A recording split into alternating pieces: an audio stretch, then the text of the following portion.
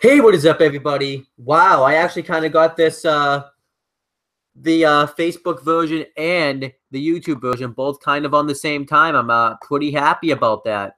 But yes, I am here to give you guys my WWE RAW live reactions for October 2nd, 2017. Because apparently yesterday I didn't know what date it was. I thought it was the 16th. I'm not going to really go too much into detail about that. But yeah, I'm here to give you my RAW live reactions. I didn't do it last night because I'm doing another series on my Owen the Talkinator YouTube channel, which you should subscribe to that channel and click on the bell. So that way every time I upload a video on that channel, you guys will get the notification for it. I'm doing a Halloween movie review series. I was reviewing a couple of those movies. I also sat down and watched Halloween 3, which it was not worth missing Monday Night Raw for. We're going to find out if Raw was worse. But before I actually start watching the show itself, there's some couple of stuff that's on the WWE's YouTube channel that I think I should check out, and I'm going to do that right now. Now, make sure if you guys want to leave any comments that you guys do that, because I will read some comments. I don't know exactly when I'll do it because I have to do it during commercials and stuff, and I can't really do that. So I will read comments when I feel like it, I guess. Let me just get to the WWE's YouTube channel. I'm not going to preview anything yet. I'm just going to get right into it. So the first thing I'm going to watch is 5 things you need to know before tonight's Raw. This is from October 2nd, 2017. Baron Corbin, at Hell in a Cell, you get another opportunity. Right now, they're advertising Hell in a Cell. They're advertising the United States Championship match between AJ Styles and Baron Corbin, which is actually kind of cool. I kind of like that they do those short little advertisements now. From an Intercontinental title showdown, and this is being hosted by Kathy Kelly. I forgot her name for a second there. I'm Kathy Kelly, and here's everything you need to know before tonight's Raw. So here's what you have to know. Roman Reigns will challenge tonight. We're gonna have Intercontinental Championship and a Continental Championship match between where the Miz is going to be defending the championship against Roman Reigns. You know, pretty excited for that matchup. They had a pretty good match last week, and I kind of can't wait to see the Intercontinental Championship match between Roman Reigns and the Miz. Is this going to lead to the Shield reuniting? We don't know. We're going to find out when we get to that match. This is actually the first time he's going for the title, and of course wants to get retribution for the Miz and the Miztourage mocking him last week. After Braun Strowman destroyed Dean Ambrose, we're also going to have Seth Rollins versus Braun Strowman. Looking forward to that match. You had Braun Strowman who destroyed Dean Ambrose last week, and Seth Rollins now wants to step up and face Braun Strowman for taking out his partner last week. This does lead me to question: does this mean that Braun Strowman is going to be involved with the Shield once they reunite? I don't know. We're going to have to wait and see. Seth Rollins said that Dean Ambrose is maybe a little too self-destructive, to which Ambrose said that Rollins is too predictable. Well, in an unpredictable move, Rollins demanded a match against Braun Strowman. After No Mercy, Rollins... Now they're talking about the feud going on between Alexa Bliss and Mickie James. I think that's going to be a pretty decent feud.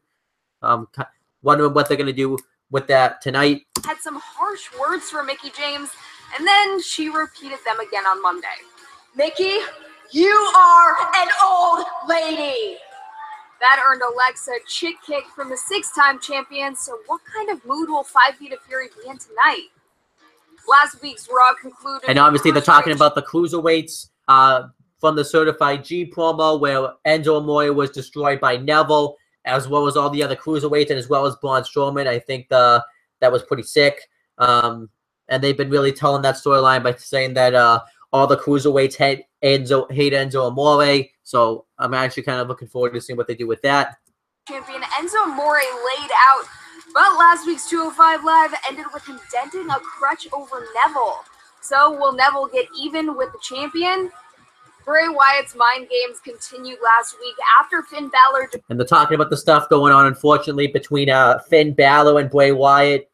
Wish they would just end that fucking feud, but I guess from what I'm hearing, they want to do Brock Lesnar versus Finn Balor for the WWE Universal Championship at Survivor Series, and they need they need something for Balor to do before that match takes place. So what I'm thinking is at TLC, we're gonna, because that's the Raw's next pay-per-view, we're gonna have a TLC match, Balor versus Wyatt, where the winner will get a shot at the WWE Universal Championship in a TLC match. That's probably what's gonna happen. Defeated Goldust with a chilling rendition of "He's Got the Whole World in His Hands." How will Finn Balor respond, and what does Bray Wyatt have planned next? We'll find out on Raw tonight at 8/7 Central, live on the USA Network. And this October, WWE and Susan G. Komen encourage you to unleash your warrior to fight metastatic breast cancer and honor those battling the disease. Visit WWEcommunity.com and WWEshop.com to learn more. Okay, so that's pretty much it. Overall, I thought that was a pretty good thing by Kathy Kelly. And yeah, WWE's partnering up with Susan G. Komen. Obviously, that was a whole thing a couple of years ago. So yeah, it's the whole thing. They started that in 2012. Actually, I was actually there live when they started it at Night of Champions in 2012, which is kind of funny. I don't even remember. I definitely didn't buy one, but I don't think it's a scam. But you definitely don't. What I kind of don't like about that is the whole money, all the money that you pay for that T-shirt and that merchandise set you get. It all doesn't go exactly to breast cancer. Some of it goes to the WWE. Some of it goes to Susan G. Komen, and I think that's just stupid. I think that the whole money that you pay should just go immediately to breast cancer. You'd be better off just writing a check, and giving somebody and just giving it right to them instead of buying the hat and stuff. But I'm gonna talk about the next thing now. The next thing is Universal. I want to do my live reactions to this. Universal Champion Brock Lesnar battles Sheamus at a WWE event. I'll do my predictions. I don't think they're gonna have Brock Lesnar lose to Sheamus at a live event, so Brock Lesnar's probably gonna win this match. I don't know if it's for the title or not. I think we should mix it up.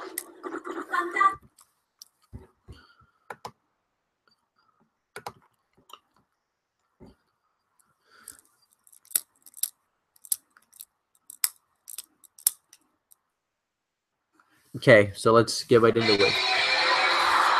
Here comes Brock Lesnar.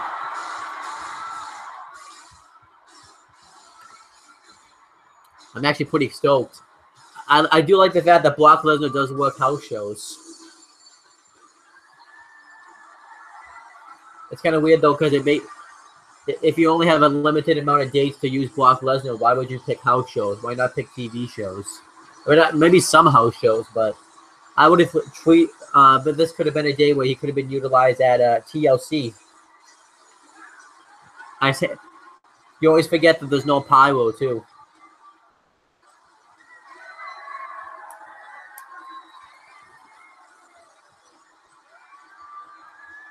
And you can see Brock Lesnar is accompanied by his advocate, his manager, Paul Heyman. And we have the match. Oh, a German suplex. And you can see Sheamus is being accompanied by his tag team partner, Cesaro. Belly to back. Oh, a blow kick. What nice blow kick by Sheamus. I actually wouldn't have minded. I've seen this match on like a pay-per-view. Sheamus versus Brock Lesnar. The Beast versus the Celtic Warrior. But yeah, I don't know if this is for the Universal Championship or not. Oh, Celtic Cross!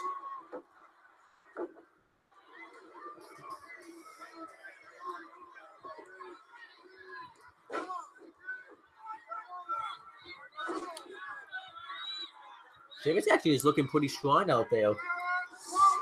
Like he's getting a lot of offense in on Brock from what I'm seeing. And Brock Lesnar, of course, won as I predicted. Oh, Cesaro! Cesaro!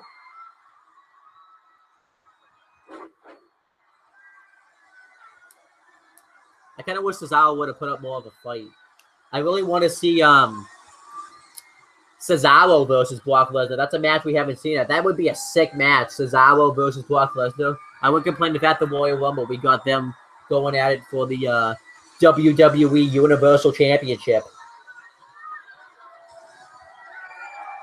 But yeah, if that was for the title and Sheamus had won, I think we would have known about it right away. Although I can't really give a star rating for that match because I didn't see most of it, but from what I saw, that was pretty good.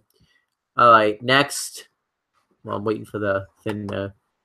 But yeah, that was pretty cool. So Brock Lesnar beat Sheamus. All right, then the next one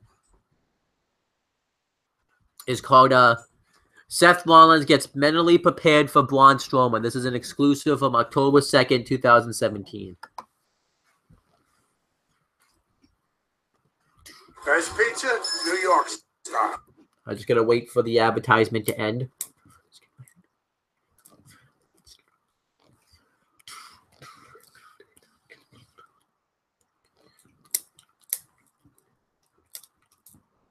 All right.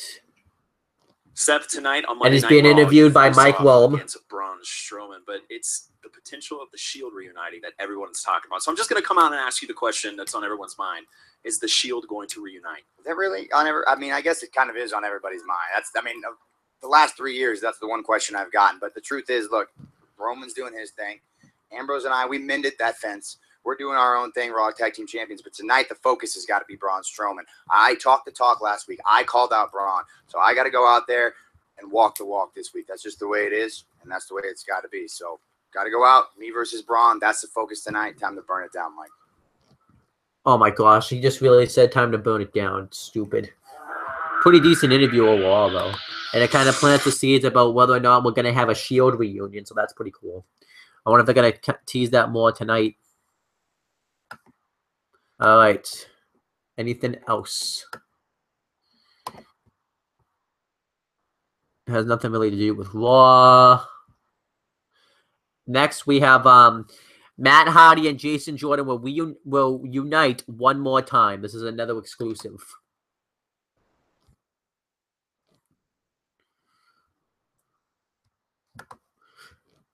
All right, so let's get right into this. Because last week they teamed up when they and defeated Bo Dallas and Curtis Axel. So we're gonna wait. We're gonna have to wait and see what happens tonight. Who they face, or on the show. And so, how's Jeff doing? He's okay. He has his shoulder surgery tomorrow. I just want to thank you for stepping in and filling in last week for him during the match with Mr. Rogers. You were great. A couple of times you reminded me of Kurt Angle. One time he suplexed me over the top rope into the barricade. Look what telling us. I don't care. Look what we have here, Ski. Raw's hottest new tag team. Yep, look at this. Look, we've got the Forgotten Brother Yep. and the Unwanted Son. Good one. We're shaking in our boots. First off, we're not even a team. Last week was a one-time thing. And second, as much fun as it would be throwing you all around the ring with Matt, I'm focused on the Intercontinental Championship. And after Roman Reigns beats The Miz tonight, I want to be the first one in line. You know, that's probably for the best because you could never fill Jeff Hardy's shoes. And you could never follow in the footsteps of your legendary father, Kurt Angle. Nope. Kurt Angle, an Olympian, a world champion, a Hall of Famer. Yep. But you're just a Nerd! I love it, nerd. You think what I'm thinking? Yeah, the two grown men that go around yelling, "Nerd!" Not quite nerdy. I mean, yes, I'm thinking what you're thinking. I would love to slap these two around tonight. So while we're whooping you all over the ring, just remember, you asked for this. Adios.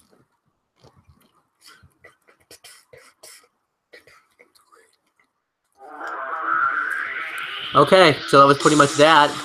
All right, so that's all the exclusive. Overall, some nice ways to get me hyped up to watch Monday Night Raw. Let me see if I got any comments. No comments. So I'm just going to start watching the show. Before that, I want to get a snack. So I'll bring my phone with me, and then I will start watching Monday Night Raw. Monday Night Raw, baby! Monday nights, not Tuesday nights. It's Tuesday morning for me. But it's Monday Night Raw. Let's get a couple of this. Arrow, you can have a tweet. Just sit for me, please. Sit. Catch. You guys aren't worthy enough to see that. I'm the only one that gets to feed the dogs. Guys aren't worthy enough. What if you got? I wonder if the people on the Blue Snowball microphone heard that. We're gonna find out though. Gonna find out someday. All right, let's get right into Monday Night Raw.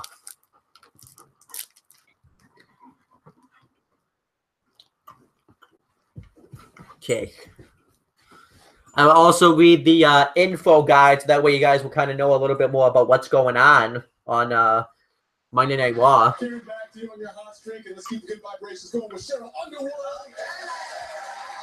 gonna mute that.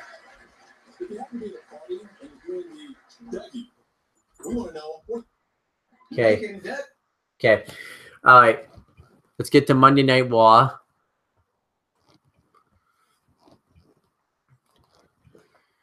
All right, so let me read the info guide.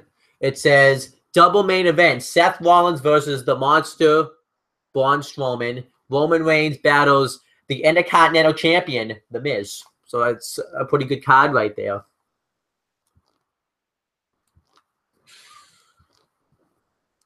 Cats down forever. Actually, just till next Thursday. It's been described as transcendent.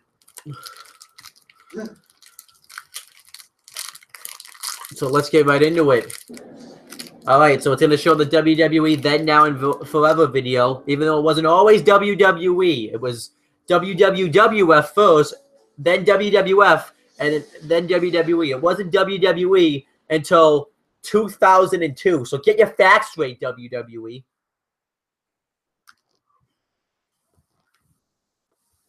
Ladies and gentlemen, in remembrance of the horrific tragedy in Las Vegas, Nevada, we ask that you stand in a moment of silent reflection for the victims, their families, and loved ones.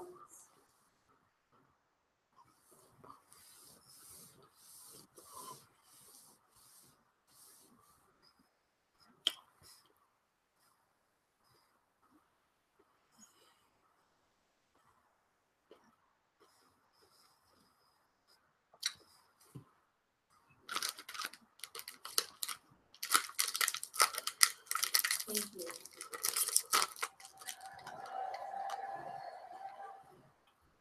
That was a nice segment. Nice thing for WWE to do that. And what's kind of cool about that was Shane McMahon actually was there, because normally he's on SmackDown. So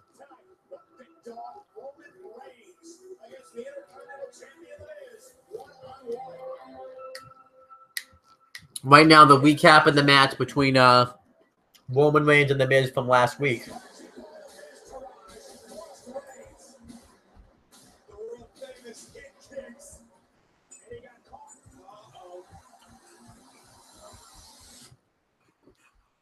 Ooh. But yeah, I feel bad for everyone in Las Vegas, and my thoughts and wishes goes out to them. I hate the fact that people are already posting stuff like wrestling memes about it, like the situation in Vegas. Somebody posted, I think the Bullet Club just got 43 new members. Like, I'm not offended about it because it's wrestling, but there's a time and place to do that type of stuff, and the time and place was not the night after it happened. That was very recent, so I don't know why people did that. I actually forgot to talk about it. I wanted to talk about the invasion from last week's Raw with Cody Rhodes and the Young Bucks. Apparently, they invaded Raw last week. I I mean, they didn't really do much of an invasion. They just invaded the parking lot. I think it's decently cool. And if it's a storyline, then cool, but it's probably not because I don't think the WWE. I think the WWE would have acknowledged it. So.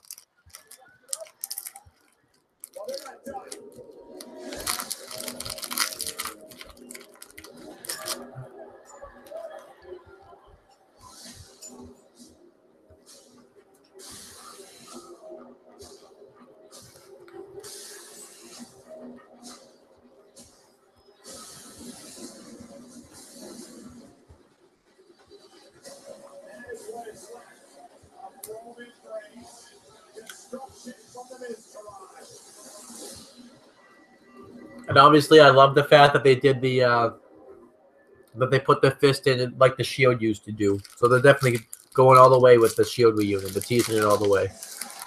Oh,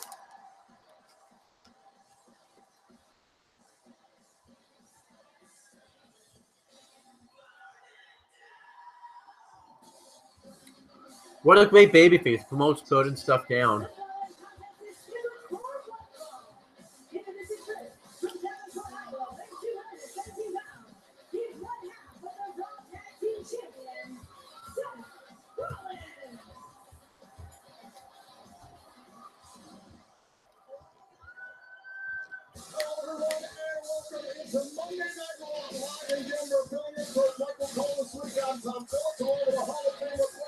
So, yeah, if you guys didn't know, on commentary is Booker T, Corey Graves, and filling in for Michael Cole is Tom Phillips. Michael Cole is, I believe his nephew is getting married, and this was actually the first time. This is only the second time Michael Cole has ever missed commentating for Monday Night Raw when he's actually had to commentate for it. So I think that's pretty interesting. Kind of sucks that Tom Phillips had to take his place because I don't like Tom Phillips at all. I think he's terrible. So yeah, I think it should have been. Obviously, I would have had to be more Ranallo for like a one-off thing. I think that would have been awesome, but it kind of sucks. But yeah, we have the Seth Rollins Braun Strowman match, and I am going to predict that Braun Strowman is going to defeat Seth Rollins because I think they want to gain. He needs to gain some momentum back after losing to Brock Lesnar at No Mercy. You guys feel it? It's almost as though the earth shakes when Braun Strowman appears. They are a mile high, and this is the I'm pretty excited for this match, though.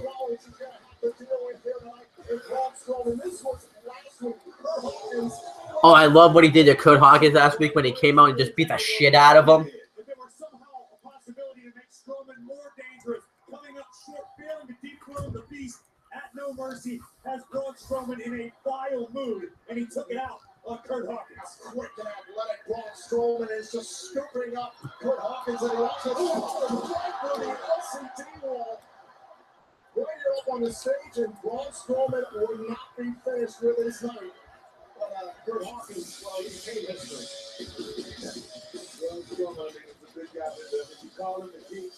All right, so let's just get right to the match. I'm pretty excited about this match. I actually wasn't going to do a lot live reactions, but my friend Chris Dodd, who's on the Aftershock Corner, said that Raw tonight was worth doing a live reactions for, so I figured I'd do just that.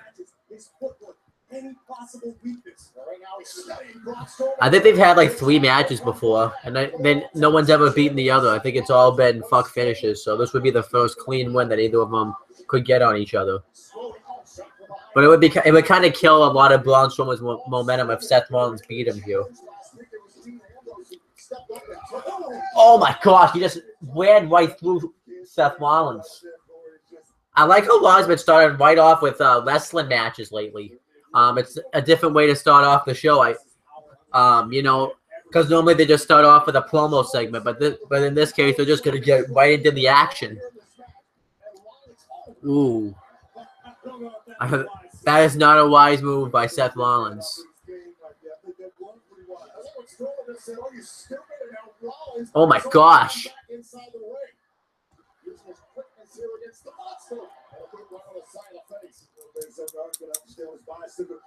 Oh. Choke slam. Nope.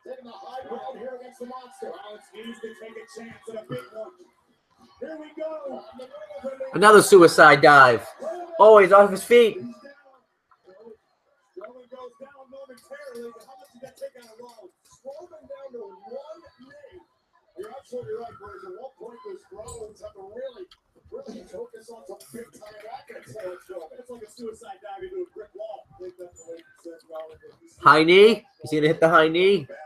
This man has been through. Rollins calling for Oh. and still the monster upright. Rollins needs to keep chopping at the big Sequoia. Springboard clothesline. Going up top one more time in this one. And again, still strong and wobbling legs, but still up here, grabbing a hold of the rope. At what point does Rollins ask himself, what do Cross I have body. in the tank? What more can I do to topple this man? Rollins trying to finish. Oh, blockbuster. He fucking kicked out at 1. He powered out with authority at 1.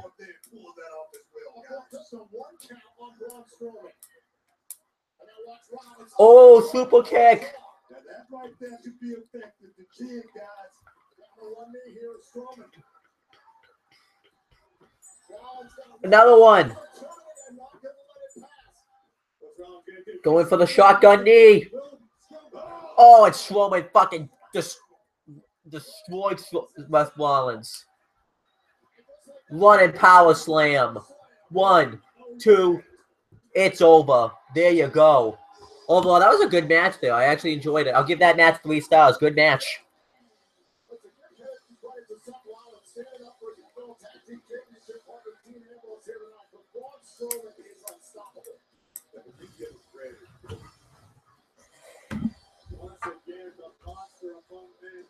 That was a good match. I thought that made Braun Strowman look very strong. He dominated like half the match.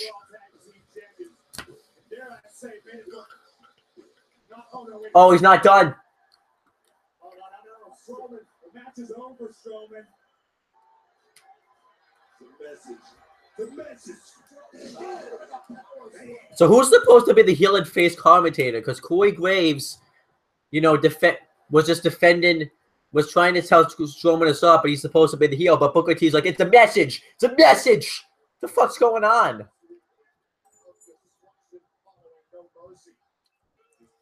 But yeah, Braun Strowman looks very strong. I really hope that at WrestleMania, Braun Strowman wins the WWE Universal Championship. Oh, he's not done. Oh, here comes Dean Ambrose. Come on, get out of here, Dean. It ain't happening.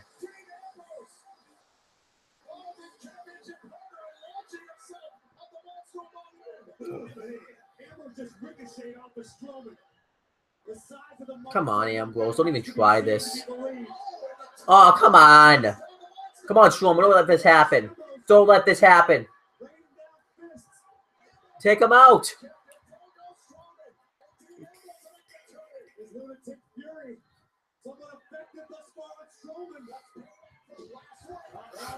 Choke slam.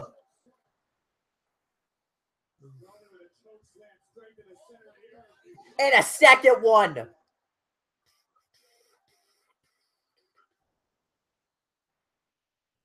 Fucking Strowman's sick.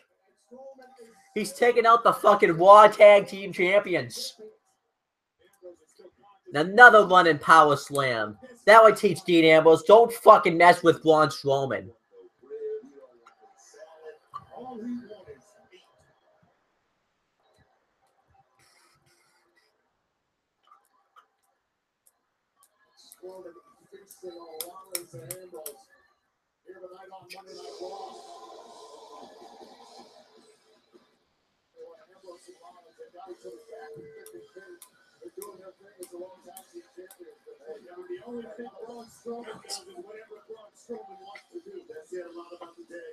That was a... Ooh. Do-do-do-do-do. Here's the bar. Gonna come pick their moments. So if the Shield are gonna reunite, who are they gonna face? Are they going to face the Bar and Braun Strowman? Are they going to face the Miz in the Bar? Are they going to face the Miz Towers? They really haven't explained. I like that they're continuing this feud, though, because it makes sense. Oh, Cesaro neutralizing a Dean Ambrose. Blow kick.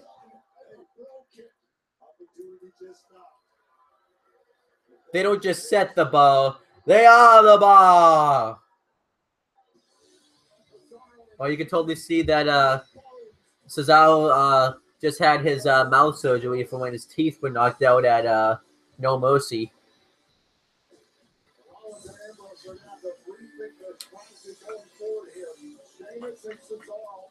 Do do do do do.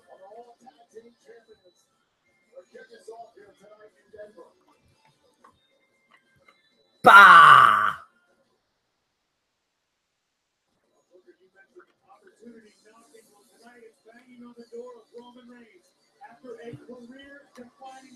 So yeah, we still have to come tonight. We still have the Intercontinental Championship match between The Miz defending the championship against Roman Reigns.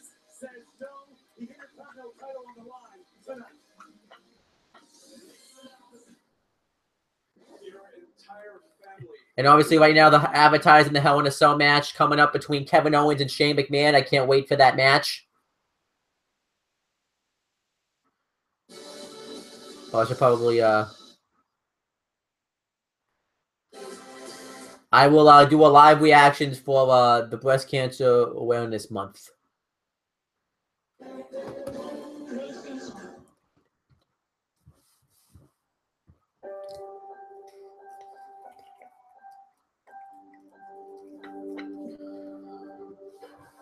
Like I've mentioned before, the WWE have been a part of this since 2012. They've been a part of it for 5 years now.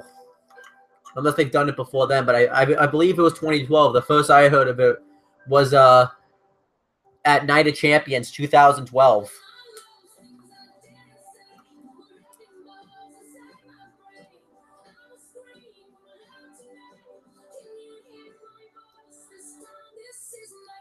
I hate the song that they use for it, though. And the song makes sense, I just don't like it.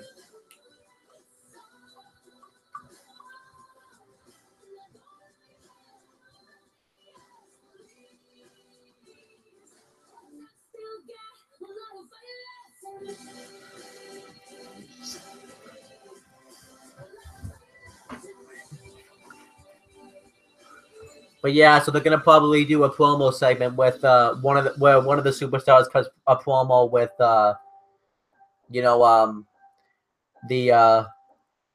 what's it called, with the breast cancer survivors, because that's how it works. Did they do it last year? I don't even remember if they did.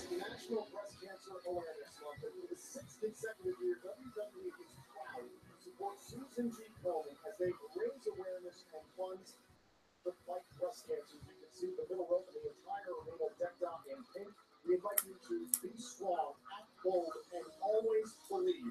Go to BeMoreThanPink.org to learn more. You know, it's on makes me proud of Pink. It's such a great cause. Pink's also extremely fashionable. It reminds me of that wonderful hue that adorns the golden locks of our Raw Women's Champion, Alexa Bliss. I had a feeling you were going there. Because Alexa Bliss has been very confident over the last few weeks. Not only did she retain her Raw Women's Championship and fatal five-way match with No Mercy, but she's had some very choice words for women like Mickie James. Well, last week, Mickie has heard enough. That great enthusiasm by Tom Phillips on commentary. Fantastic. But I want you to do it like a real woman.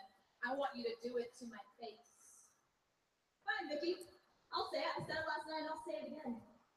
Mickie, you are an old lady. Oh my god. She smacked the shit out of Alexa Bliss twice. She gets mad at her, even though she gets mad. Mickie James, the six-time former champion, standing tall. Oh, there's Mickie James. What's so funny? Oh, Nothing. There's Alicia Fox. No one was really listening. I didn't hear it. I didn't listen. What do you want? Even at your age, you still have a secret admirer. Someone left something for you in the room. Oh, Magnus is going to be jealous about this.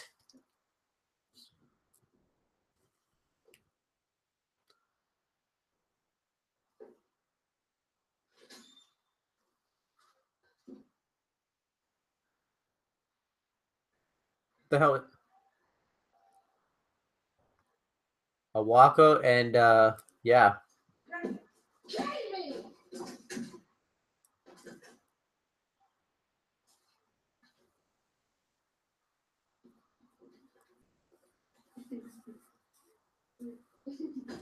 Oh, you think that's funny? No. Yeah. No, I don't even have time with the two of you. Where's Alexa? She's in her locker room.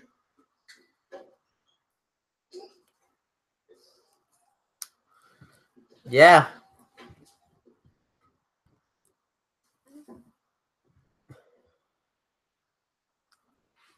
Alexa! You want something?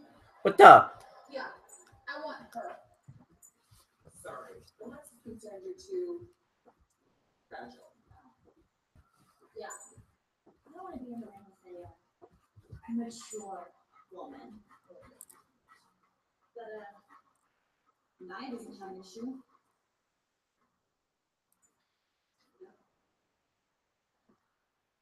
You know what? You're on.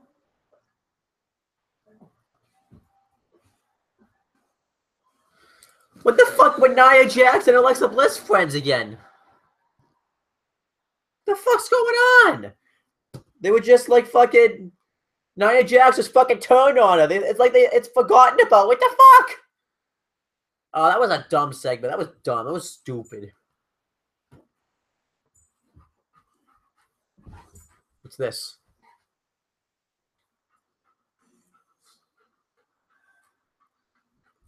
She told me to drop my bow and arrow. She said, use your hands. Use your hands. Use your hands. She told me to fight the man. Fight the man. Use your hands, but fight the man. She told me everything. She never lied to me. She never lied to me. She never lied to me. She never lied to me. She never lied to you. She never lied to me.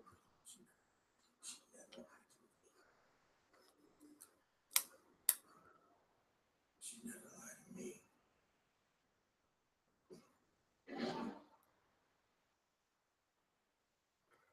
It looks to me like Bray Wyatt's unraveling. There's something haunting or something about the music of this man from Red Rock Amphitheater. Okay, that was weird. Obviously Bray Wyatt's talking about Sister Abigail, but I don't know where that's going. But Elias is about to have a match. You guys ready to walk with Elias? Because I am. I'm walking with Elias.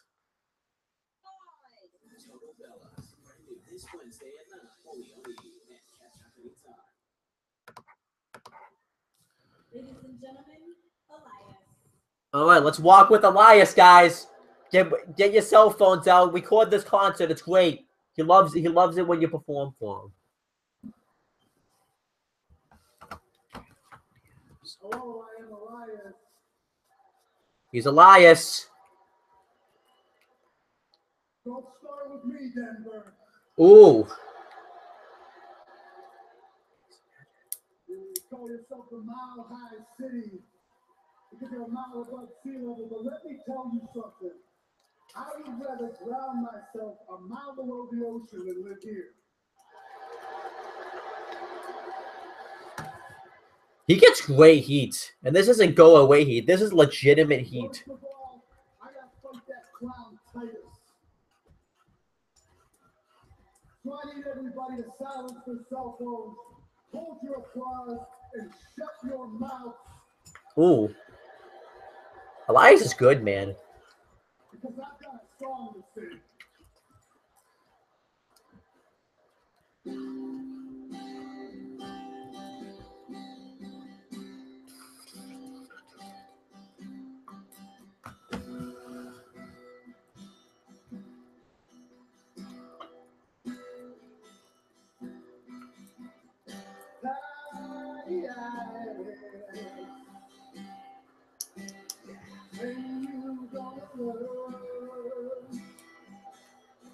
He's a really good guitar player.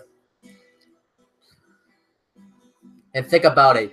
He's thrown more dimes than Jeff Jarrett ever could dream of drawing. And he's only broken one guitar over somebody's head, and that was Finn Balor's.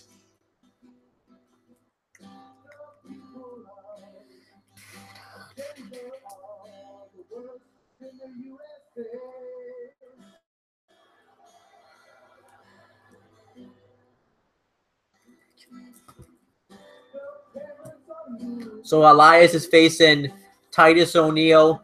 I think they want to continue to build momentum for Elias, so I'm going to say that Elias is going to win this match. Stop cutting off his damn concert, Sam. That's how he gets fucking heat. They do it every week.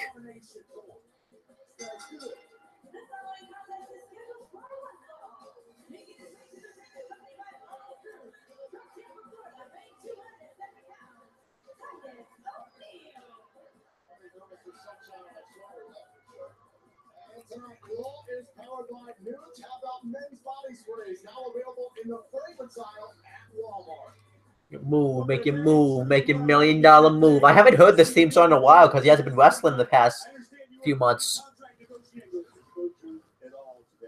I do love how they keep putting up the fact that Titus O'Neil and Booker T have issues with each other. I think that's actually pretty funny.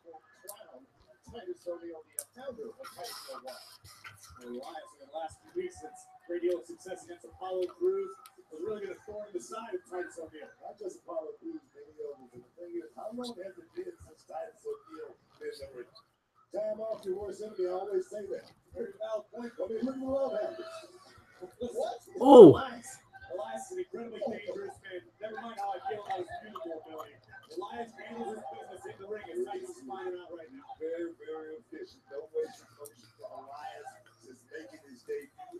It has been nothing but solid gold. Elias taking Titus O'Neil out. We are live tonight in Denver for Monday Night Raw. We kicked off the night. Braun Strowman facing Raw Tag Team Champions Seth Rollins after the match. They beat down at the hands of Cesaro and Sheamus, and still to come later tonight. Roman Reigns will challenge The Miz for the Intercontinental Championship. Rumors about whether or not Shield reuniting swaps on. But yeah, I hope Elias goes far in the WWE. I'm not saying he should be like a world champion or anything, but I hope he becomes like a Intercontinental champion or something like that, because I think he would be a good Intercontinental champion. Or if he goes on to SmackDown, have him win the United States Championship.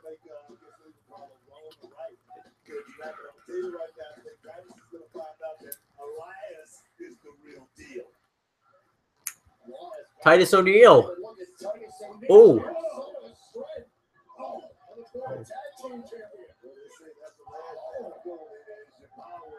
I mean, I like Titus O'Neil too.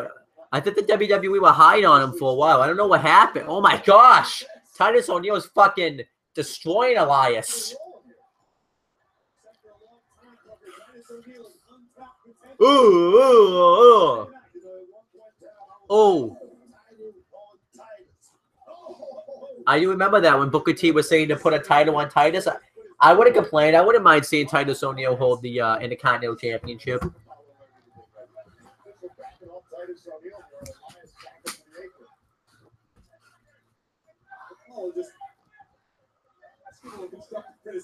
What the?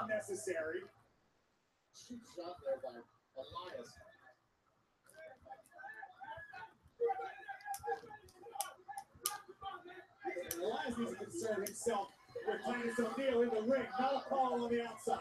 Titus O'Neil focus in on Elias here, the official trying to break. Oh, he hangs him up. And Elias takes advantage. So yeah, Apollo Crews got kicked out for no reason, but that's what makes Elias such a great heel. Can he hook it? Can he hook it? And Elias able to take down Titus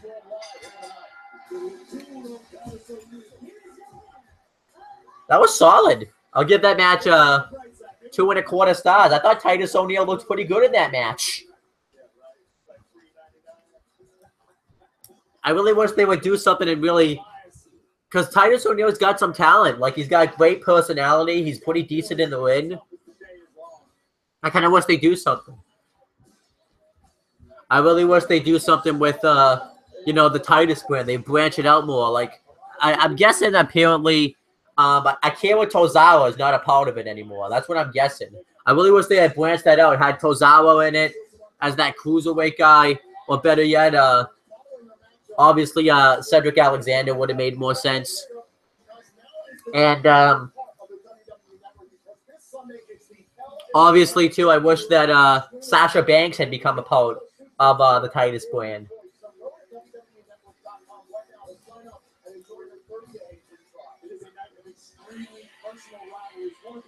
Kevin Owens and Shane McMahon locked inside Hell in a Cell. Can Shane get vengeance for his father, Vince McMahon, or will Kevin yet again beat a McMahon senseless? We'll find out locked inside the maniacal Hell in a Cell. Well, that's the oddest going as Shinsuke Nakamura gets another opportunity to become champion. Nakamura takes up the modern day Maharaja Jinder Mahal for the WWE Championship. And guys, it's gonna be good.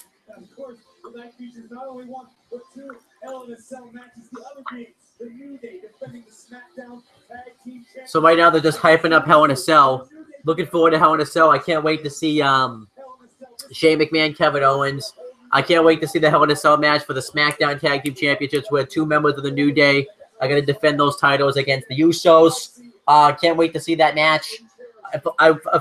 Obviously, we know that's not going to be the blow-off, though, because SmackDown has no other teams, really, for New Day to face if they win. So, and then, obviously, as long as he wins, I hope that we get Shinsuke Nakamura defeating Jinder Mahal to become the brand new WWE champion. Now we're about to have Mickie James versus Nia Jax. I'm going to say that Mickie James is going to win. Obviously, they want to have a build momentum going into her match probably with Alexa Bliss in the future for the Raw Women's title. It's probably going to be at TLC.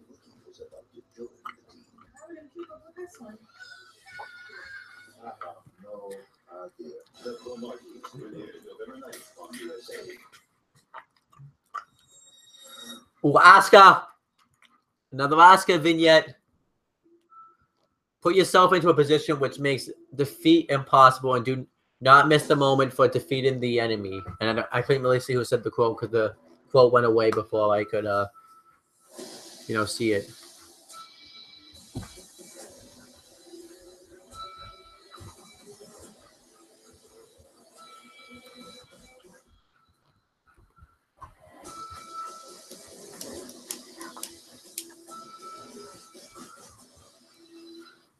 I love watching Asuka just look like a beast. I can't wait till she comes up to the main roster at TLC. I really wish they weren't going to fucking spoil it. They had it be a surprise, though. That would have been awesome. But yeah, now we have a reason to watch TLC on October 22nd to see Asuka finally make her long-awaited debut on the main roster.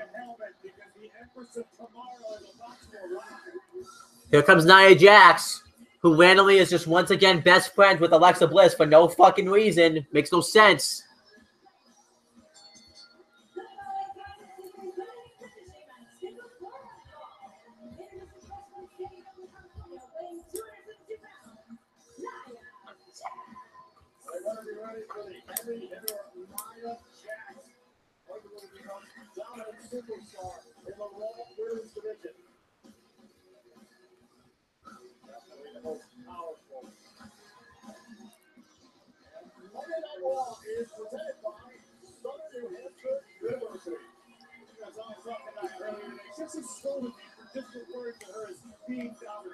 So yeah, Mickie James versus Nia Jax. I'm not really that doesn't really sound like that good of a match. I'm not really interested in it. Nothing against Mickie James. It just that doesn't really on paper that doesn't really sound that good.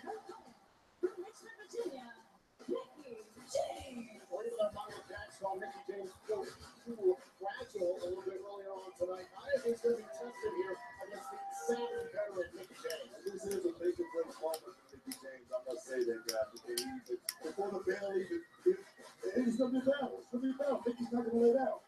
The matter is, Alexa Bliss had some great I don't mind Mickie James and Alexa Bliss feuding over the Raw Women's Championship because there is story for it, you know, from when Mickie James returned earlier this year after, you know, being gone for so long. And, you know, they had their, Alexa Bliss and Mickie James had their alliance on SmackDown. And then obviously they had to break up. But then, I don't know, it just doesn't really feel that special now. Especially, too, because they're trying to do, like, the whole thing where she's an old lady and stuff. It's just stupid.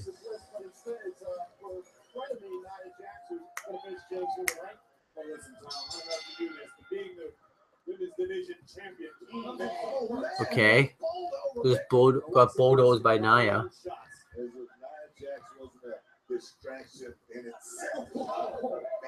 My gosh, you got like fucking spun. Why the fuck are Nia Jax and Alexa Bliss friends again all of a sudden? That makes no sense. It's stupid. She just turned on her not even a month ago. Like it was like at the end of August. On August 30th, I think.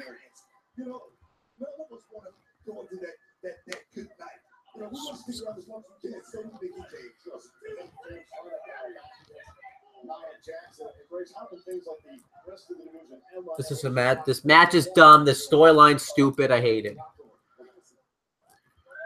I mean, once the match happens though between Alexa Bliss and Mickie James, it will probably be a good match. But I'm not digging the storyline.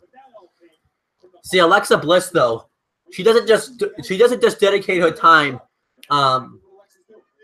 You know, we met with breast cancer awareness month, only 1 month of the year. She does it 24/7. You know, because she's got her hair. It's probably supposed to be red because she's on Raw, but she's got her hair pink this month. And she always wears pink attire, so people should follow in Alexa Bliss's footsteps. She should be a role model.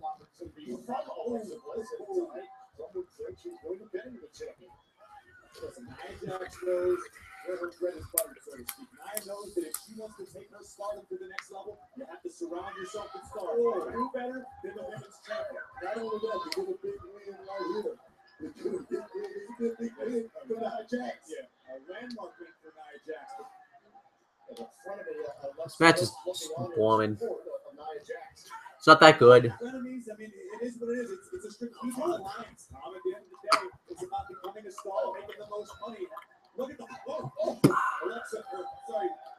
Mickey's fighting, brother. I'm telling you, she's not ready to just quit.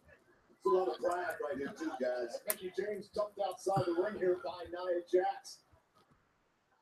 But the match continues. James, can she get back into this oh my gosh. I don't care. Any comments? I did like Corey Graves' comment. Mickie was never in the match, because that makes sense. Because I hate it when all these commentators say like she never gotten any offense in. Live on Monday Night Raw.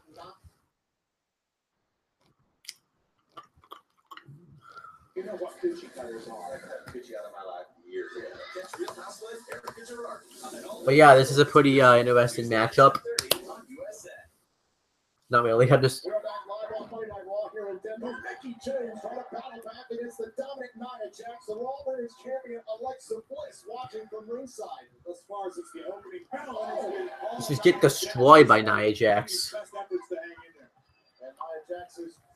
You know, if you really wanted to sell the fact though that they're trying to say that Mickie James is this old lady, have her lose this match. It would kind of show that Mickie James maybe doesn't have what it takes to be a wrestler anymore, and that would kind of even add fuel to the storyline.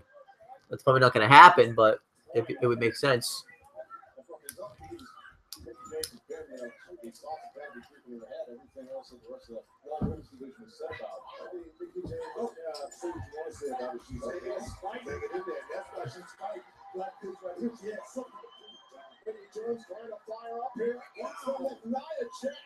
And look at Mickie James go here. Mickie just furious, but Nia's still on her feet.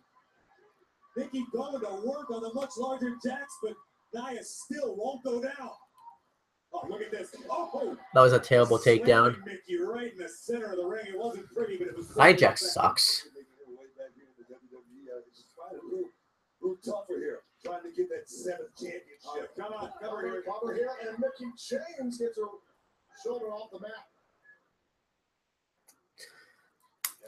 This match is boring. It really is.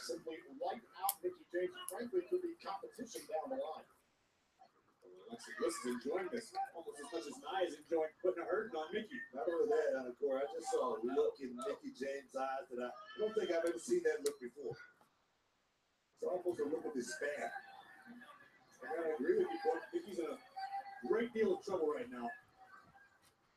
And Mickey James trying to find a way back here in this matchup live on Monday Night Raw. Nia Jax has been in command for the entirety of this matchup, virtually. Gotta give credit to Mickey. She's got spunk. She's got no quit inside of her. And again, the bear hug. The thing is, Mickey is throwing everything at Nia Jax. Every shot she can possibly punch. I mean, like, Nia Jax, it's not her fault that she kind of sucks because she was caught up from NXT way too soon. I'll admit she's gotten better, though. Like, she's had some passable matches with Sasha Banks. I think there's been a passable match with Bayley somewhere, and then a passable match with Alexa Bliss. So she's had passable matches, but they're not good matches. They do have an effect, but they seem to be agitating Nia Jax. Again, the elbows here on Mickey James. Trying to create a little bit of breathing room. Will not back down. Very nice match. Driven down by Nia Jax. Alexa Bliss looks on. Sure, they're frenemies at the moment, but Alexa knows what Nia Jax is capable of inside that ring. Oh, powerbomb. Look at Nia Jax here, up on the shoulders. Mickey James trying to get away from Jax. And a shot to the midsection. And Jax is starting to feel the effects here from Mickey James. Nia's wobbling. Mickey with a full head of I think Mickey James' best run that she's probably ever had was the one that was that feud with Trish Stratus. That was some hot lesbian action right there. Because it was. Don't say that wasn't. It really makes no fucking sense, though, that Alexa Bliss and fucking Nia Jax are friends again. Where the fuck did this come from? Mickey James in the corner. Remember the lower back. A lot of focus from Nia in this match. I think if nothing else, Mickey's proven. I mean, I think Mickey James. The problem is with Mickey James, she's a great wrestler. She just wrestled in the wrong era because she wrestled in an era where woman was wrestling really didn't matter. If oh! That was pretty cool.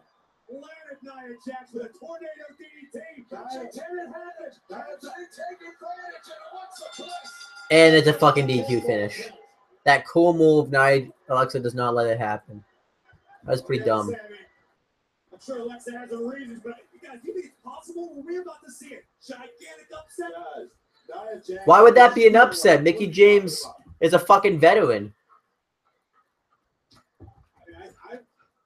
I can't be certain, but I have a pretty strong feeling Mickey James was about to defy all of the odds and defeat Nia Jax. Mickey James is closing in on a 50. I love you, Corey, but I love you on commentary, but how would that be an upset?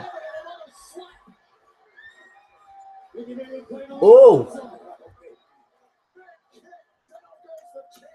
Okay.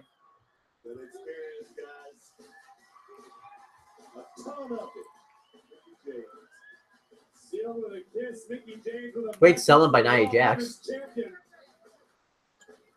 Alexa Bliss, Nia Jax, even Emma and Alicia Fox, they can say whatever they want about Mickey James. She's a 6-time former champion, a trailblazer, someone's competed at WrestleMania. She knows exactly what she's doing. I completely agree. You can't deny the resume possessed by Mickey James. But I think Alexa's coming into terms with the harsh reality. When you're the women's champion, you become a giant target for everyone on the roster. And that is something that Enzo Amore is going to very harsh reality because it was just Ooh, got some.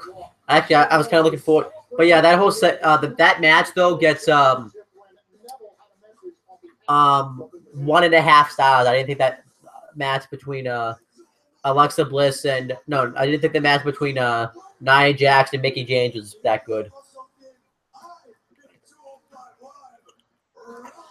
And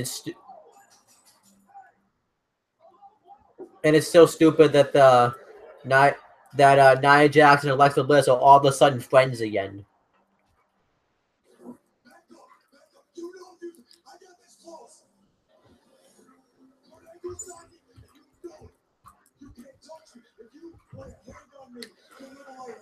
On this title, you're precious right now. I'm money, baby, and you can't touch me, and you know it. So do me a favor, get the hell out of my ring.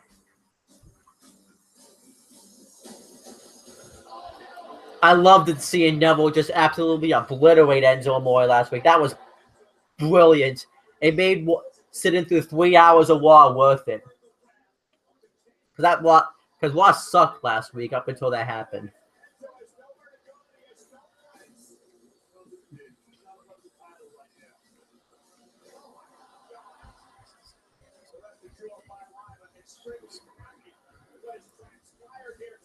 I will say this about Tom Phillips.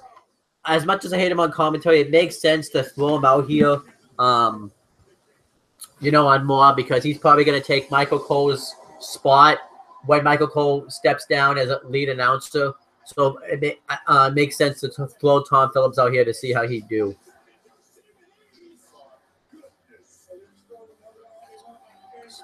That's if Tom Phillips doesn't fuck up or anything.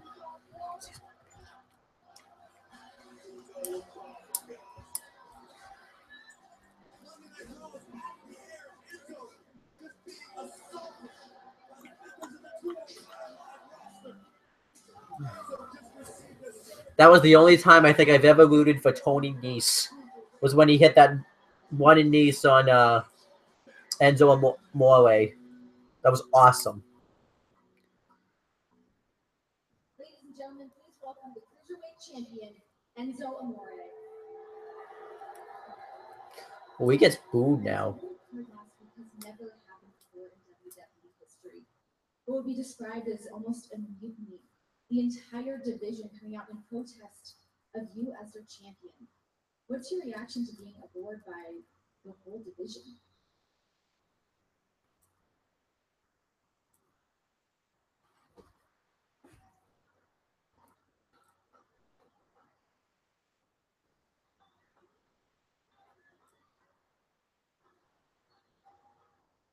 What's he gonna say?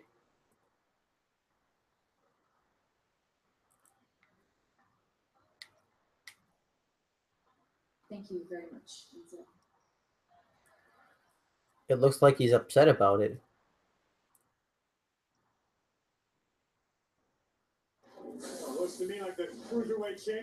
But still to come tonight, we have the Intercontinental Championship match where The Miz is going to be defending the Intercontinental Championship against Roman Reigns. Roman Reigns actually has a chance to become a Grand Slam champion. He would be the second person out of the Shield to become a Grand Slam champion, because he's been he's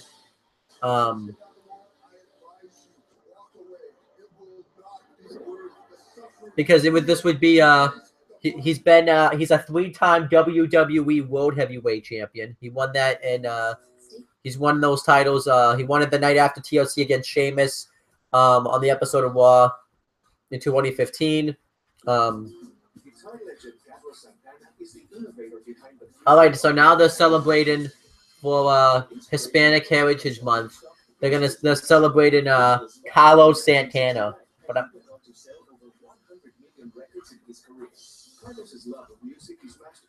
he apparently is a musician. He co-founded the Milagro Foundation to support underserved children worldwide. WWE and Universal proudly honor Santana during Hispanic Heritage Month.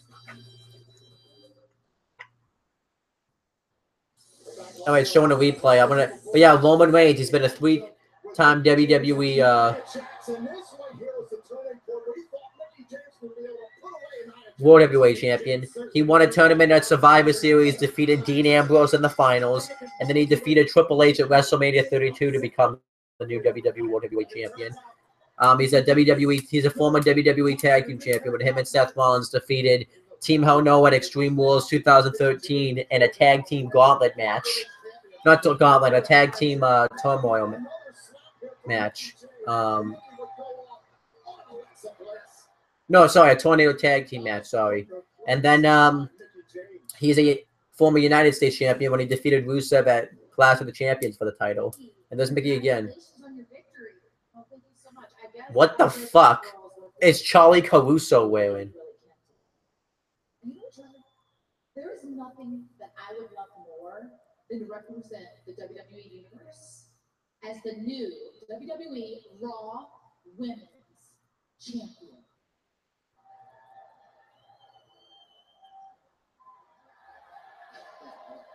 I'd like to congratulate you as well, Becky. Based on your career history being a six-time women's champion and your performance tonight, I'd like to inform you that you will have your championship match versus Alexa Bliss at TLC. Thank you. Oh, it's true. It's damn true. Thanks, Vicky. That's great news for Mickey James. 3 weeks of TLC. Hey, you see it. Oh, so now we have Matt Hardy and Jason Jordan versus Luke Gallows and Carl Anderson. I'm going to say that Matt Hardy and Jason Jordan are going to win because they like to job out Gallows and Anderson all the time. Delete, delete, delete, delete. And Matt Hardy's going to delete Luke Gallows and Carl Anderson tonight.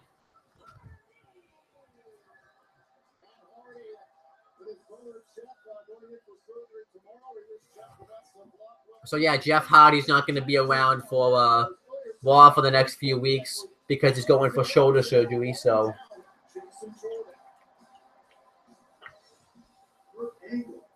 and obviously they're showing the footage that I did a live reaction to earlier in this video.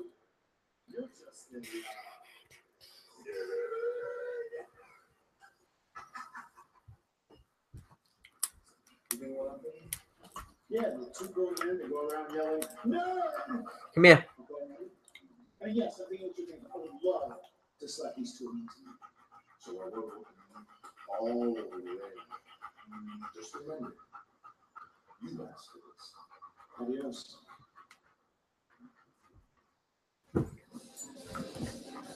Well, you know all about being a nerd, but you consider yourself more. Oh my gosh, Matt Hardy. We're seeing some broken Matt Hardy tonight. So yeah, Jason Jordan's theme song sounds like Kurt Angle's old theme song from TNA. It's really weird. And he still gets yet no reaction when he comes out. Just collapse. Well, last week it was said it was a one-time thing between Matt Hardy and Jason Jordan. We're going to go at it again here. Jordan and Matt Hardy teaming up here live on Monday Night Raw. And WWE TLC is presented by WWE. So we already know a match that's going to be taking place at TLC. It's going to be a Raw Women's Championship match between well, Alexa Bliss is going to be defending the championship against Mickey James. That could be. I think that's going to be a pretty good match.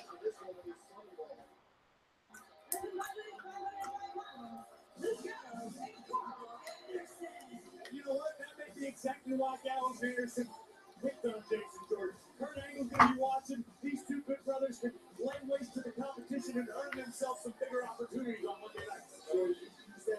When are they going to get those bigger opportunities? They fucking get utilized to shit.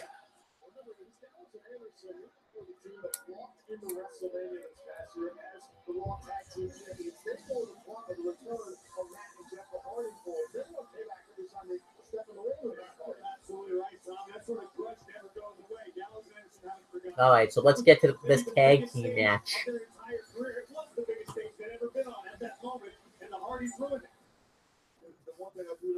It is kind of a blow to the tag team division that Jeff Hardy's gone, but all right, so Matt Hardy and Carl Anderson are gonna start off this match. Jason Jordan may have been like a AAA batting champion. Doesn't mean he's going to hit home runs right out of the gate in the major leagues. It takes an adjustment period. Jordan actually did get drafted for the Major League Baseball out of Indiana University. But otherwise, there's some Hardy stuff things off here against Carl Anderson. Delete. You just need to go out there. You don't think you're going to go out there and get victory after victory. You got to learn your playbook. You can't deny the performances Jason Jordan provided recently. Hanging in there with John Cena, with Roman Reigns. Sure, he wasn't getting the W at the end of the day, but Jordan opened a lot of eyes. He did. I mean, and the experience is worth his weight in gold. And look at Matt Hardy, Dawson Gallows. This is a pretty decent match so far. I really hope the WWE at some point can get the rights to the broken gimmick. But can you imagine what would happen if they got the rights to the broken gimmick and they gave the broken gimmick to either somebody like John Cena or Roman Reigns? Can you imagine how much pissed the fans would be?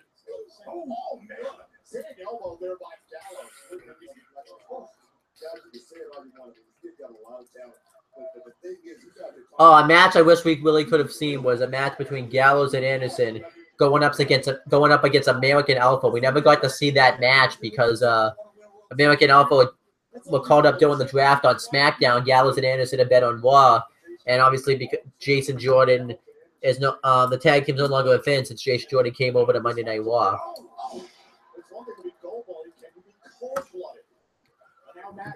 Side effect to Carl Anderson.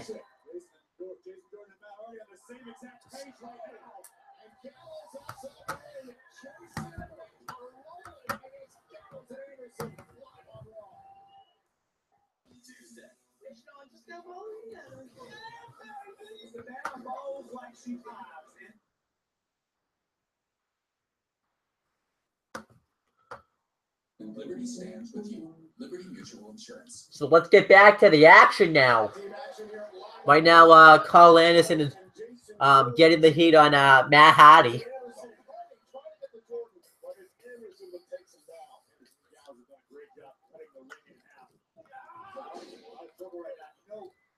Jeff certainly looking on, recovering from shoulder surgery, as you mentioned earlier, Tom. Rotator cuff, and now it's Gallows with a big headbutt here to Matt Hardy. Right now he's out here with Jason Jordan. They're pretty much unfamiliar for Matt Hardy. I know you're going to say the tag before, but right now this is unfamiliar territory.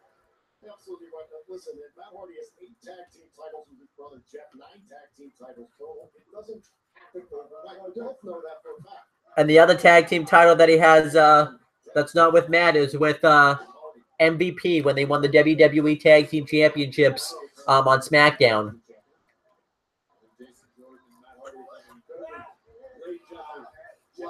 But yeah, I feel bad for Gallows and Anderson. They come in as this dominant team. I remember the first night in, they took out the Usos, who were dominant tag team champions, and a pretty dominant tag team at the time. And then they started off pretty well. I think the thing that kind of hurt them was they never got out of being AJ Styles lackeys. They were kind of always looked at as them. So then they broke away from AJ Styles, and they finally had reformed. They had to finally form the club, but then Gallows and Anderson were. Oh my gosh! What a kick to the head!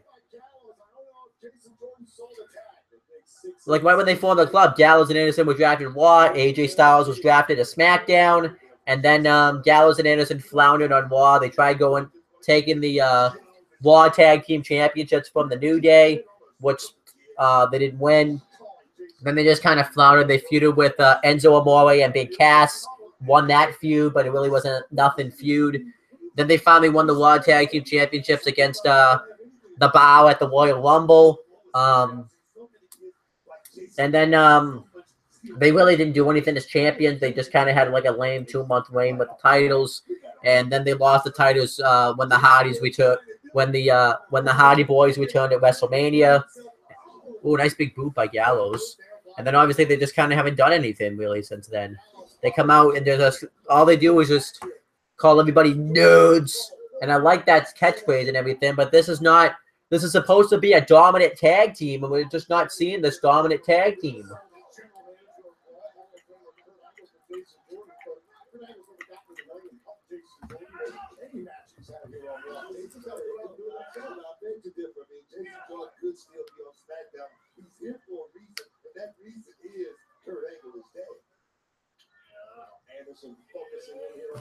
That is true because Kurt Angle wasn't what Jason Jordan would not have come to Monday Night Raw if Kurt Angle wasn't his father. He would still be teaming up with Chad Gable as part of American Alpha.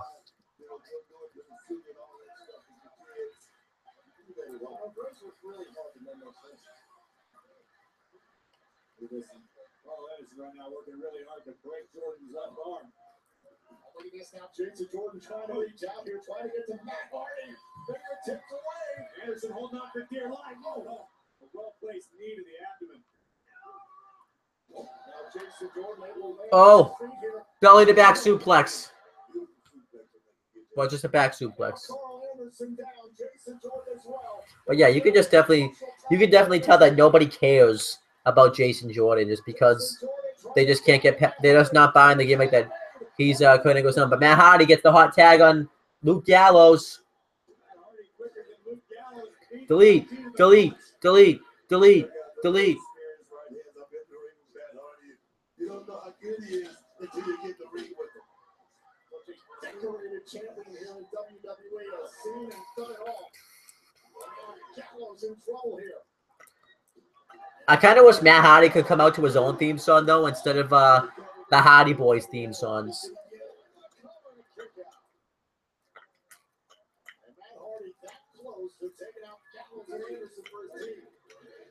Delete, delete, delete, delete, delete, delete.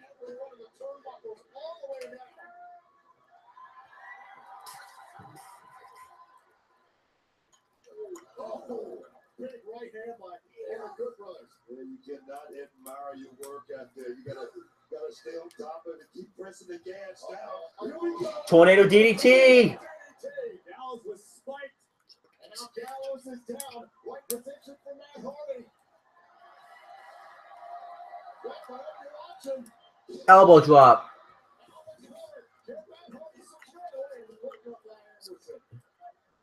Jordan dispatches across. Oh, there we go. Drop kick. There goes Anderson. You didn't stand the drop kick like that by Jason Jordan. He can do the height. Oh, wait a minute. Jason Jordan turned around there on second of barricade. Cagey maneuver by Anderson. Oh, twist of fate coming. I saw it there for a moment. Gallows caught with the elbow. Hardy trying to tackle with Anderson, and it's. Oh, they might actually win it right here. Here we go. Oh my gosh. Just like that, Anderson and Gallows took out Hardy. That was cool. You know, Gallows and Anderson, I'm happy that they got a win. Hopefully this win can get him somewhere. It was a pretty good match. I'll give that match, it was a pretty decent match. I'll give that match 2 3/4 stars. It was just a nice, fun little tag team match. Jordan's emotions got the best of him momentarily. Here comes the distraction, allowing a big avalanche in the corner. Matt Hardy experienced the magic to him. And Gallows and Anderson able to take out Hardy and Jordan. An important win for them in the Raw Tag Team Division. Here tonight, live in Denver. And the Raw Tag Team Division continues to heat up, with the same to be said for the Cruiserweight Division. So now Enzo Amore is going to address the Cruiserweight division. I actually kind of can't wait to see what happens with this. Well, tonight, the Cruiserweight champion will make them face the consequences live on Raw.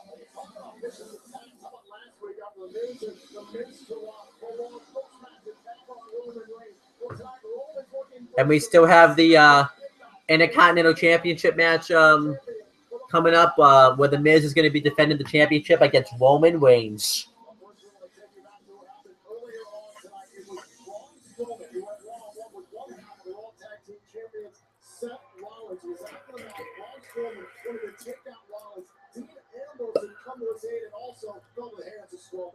Seth Rollins had already experienced 2 power slams. Ambrose won, courtesy of the Monster.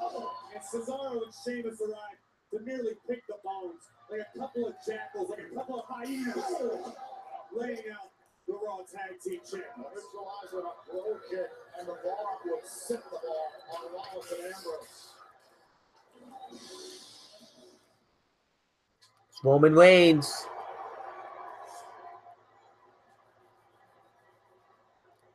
Excuse me, Roman. Do you care to comment about what happened earlier to your former Shield brothers, Seth Rollins and Dean Ambrose? To be honest, I'm not surprised at all. Dean and Seth have beaten those guys, took their championships, they knocked Cesaro's teeth into his brain. If anything, those guys need to make a statement. But I wouldn't be worried about Dean and Seth. The big boys. anything, they're coming up with a strategy for next Monday right now. That's why I got to stay focused. Focus on the Miz and then come to the championship. Speaking of that match, what is your strategy against the Miz? I don't believe in complicated strategies. I like it simple. Destroy anything that gets in my path. Hopefully I get to break the Miz's jaw. But most importantly, don't leave Denver without the Intercontinental Championship. Pretty weak promo by Roman Reigns. Oh, what's gonna happen tomorrow night? Here's your opportunity. Before stepping inside Hell in a Cell, meet face to face.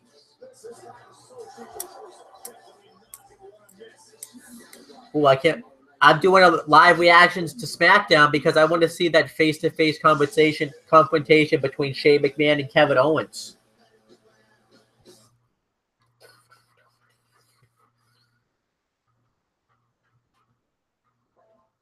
Dana Dennerman is one of over 154,000 people living in the United States with stage 4 metastatic breast cancer, a type of cancer that at this moment has no cure. I live each day with the hope that new treatments and breakthrough research will provide the gift of time with my husband and my son. Dana also provides hope to other survivors through her work with her fabulous Super Line. The name suits after survivors, just like myself. That way we'll tell the story of the women that are behind this disease and leave a legacy for them to come. Metastatic breast cancer is responsible for most of the nation's breast cancer deaths. That is why Susan G. Komen is enhancing its focus on research. For those of us living with metastatic breast cancer, fighting isn't over. Yeah, I think that's good for her to be doing that. Always believe. I think Titus O'Neil does a really good delivery with that. Ladies and gentlemen, please welcome Dana Warrior.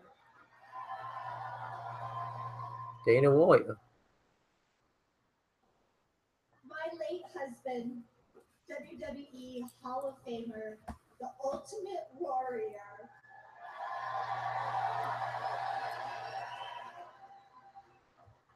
Once said, live strong, act bold, be brave, always believe. This year, Susan G. Komen and WWE have tagged up for another Ultimate Tag Team.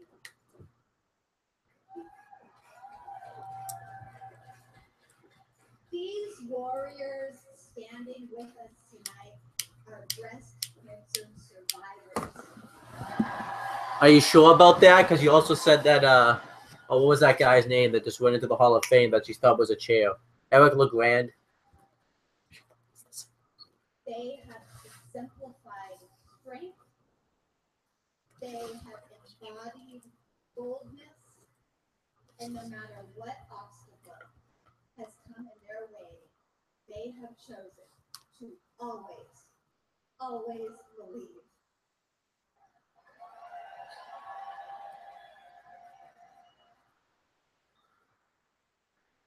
Please join me in honoring their warrior spirit. Not that good of a speech, I'm not going to lie.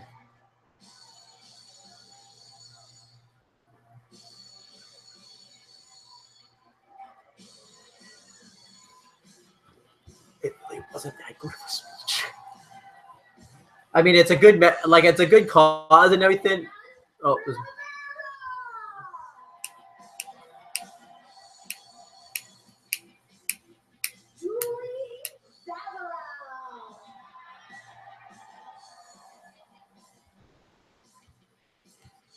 And Sherry Goldstein.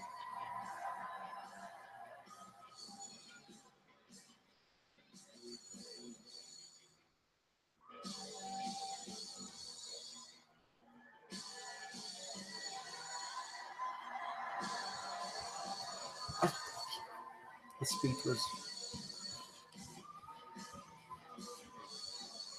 like Sasha.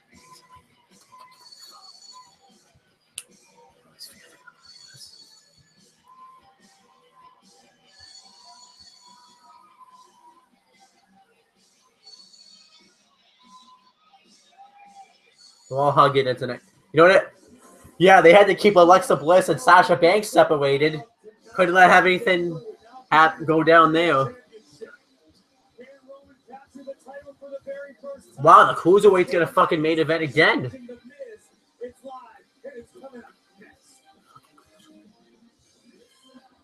All right, so now we have the Intercontinental Championship match coming up between The Miz and Roman Reigns.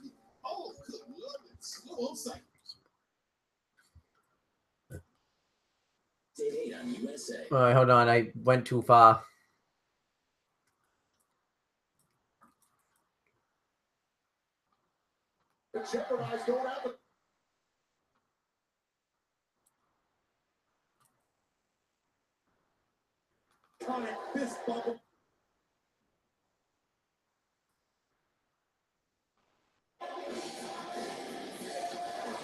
Here comes the Miz. It's been an awesome night so far, gentlemen, but it's about to become must-see if the Miz ever arrives.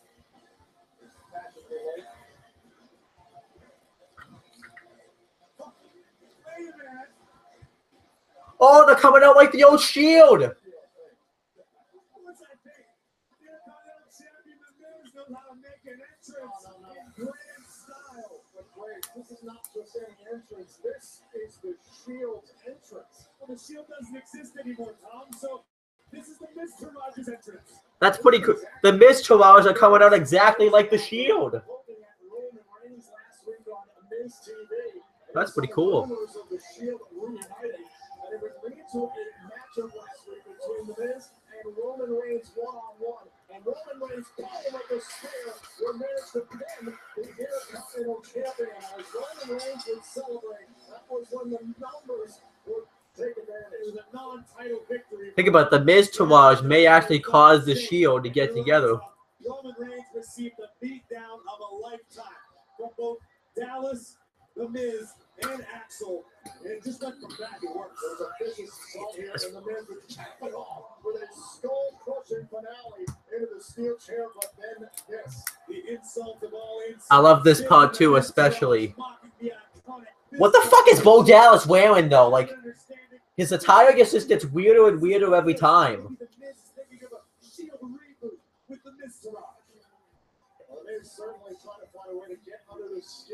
So but the Shield's gonna come back though, not to face the Bullet Club, but to face the Miz Taraj. That's kind of stupid.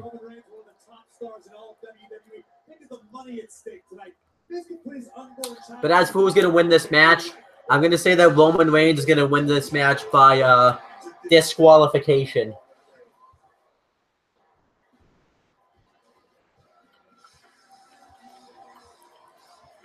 So Roman Reigns will win, but he won't win. He won't win the Intercontinental Championship.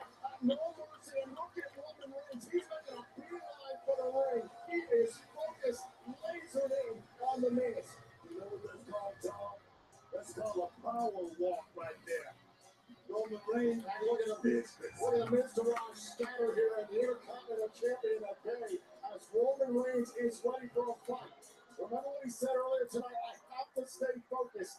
I'll destroy anything in my way.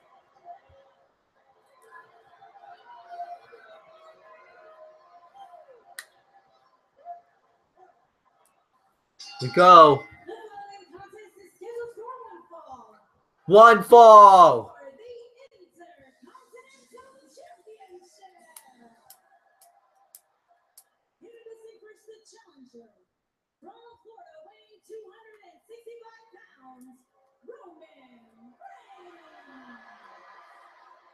Oh, they totally just added in some cheers. That's they fucking pumped in some cheers. That was bullshit.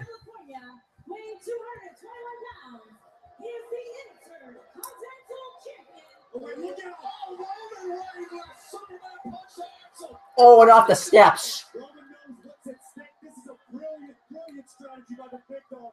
Take out the peripheral threats. So this is right here. Roman Reigns had a whole week to think about that beat. And yet the Miz just stands there and doesn't do anything. I remember what Roman had said last week on Miz TV. You couldn't beat me one-on-one, Miz. You only win it because of the Miztourage. And a brilliant move here by Roman Reigns, taking it to Axel and Dallas. Can you imagine the thoughts this man, went through all week? I mean, just stewing and just festering in his mind. What am I going to do come Monday night? Bad intentions in mind for Roman Reigns, perhaps. Don't just stand there. Go do something about it, Miz. Yeah, Continental Champion, the Miz looks panic-stricken. Baby. Physical in that man. And Roman not going to jeopardize going after the champion here for his championship match. Now, and Roman's looking to get a little payback on the Miztourage for what they did to him last week in the steel chair. This guy right here, this got a tattoo job right here. I gotta admit, this is pretty cool. Roman wants to take out the Miztourage. Look at an even playing field.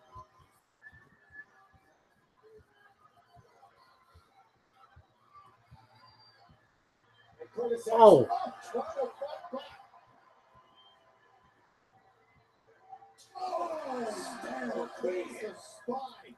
Roman swinging that thing like Bill Marinado. And Bo Dallas coming in to help out Curtis Axel here. Get out of here, Bo Dallas. Get out of here. Get out of here. Nobody wants to hear it from you. You were the worst NXT champion of all time. Get the fuck out of here.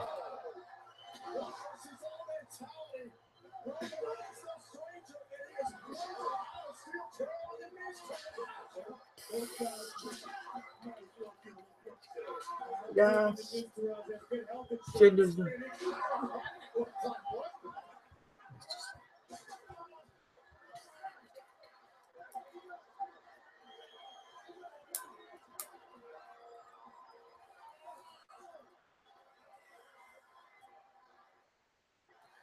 I gotta admit, this actually does make Roman Reigns look like a smart baby face.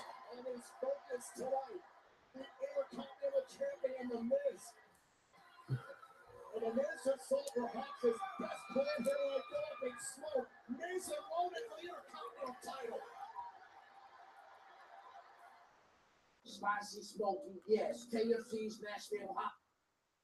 That was actually pretty cool.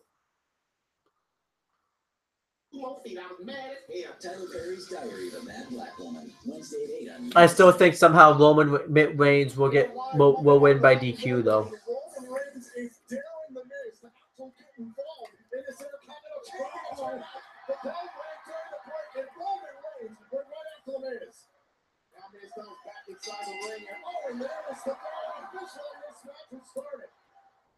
You have to ask yourself, did Roman expend too much energy in that attack, that brutal beatdown of the Miztourage?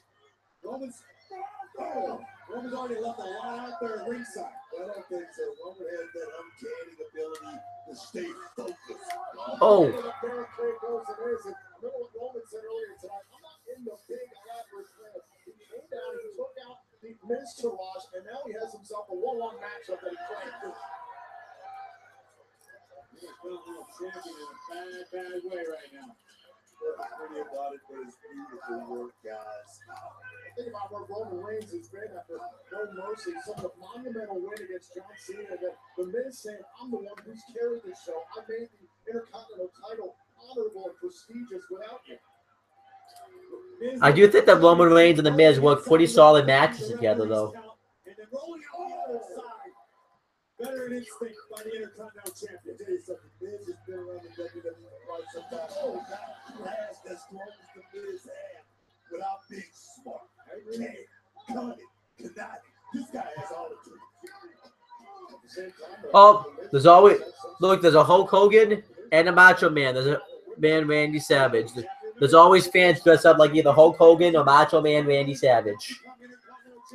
Unless he pins the Miz or makes Miz submit. Right there, this is one move by Miz. Miz a count right there. Win by any means necessary. And count has begun here from the official. Roman Reigns is out with WWE Universe here in Denver. Has got to find a way back inside the ring. This isn't a bad strategy by the champion. If Roman gets counted out, Miz retains. Miz will be thrilled to take a count out victory here. And now Roman going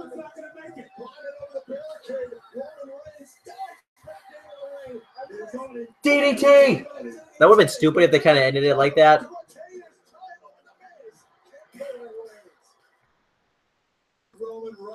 In a sense, why would this cause a Shield reunion, though? Because it doesn't make any sense. Because why would Roman Reigns need to align himself back with Rollins and Ambrose if he can just fucking take out the Miz Rollins by him fucking self? It really doesn't make a whole lot of sense. I'm going to put the light on.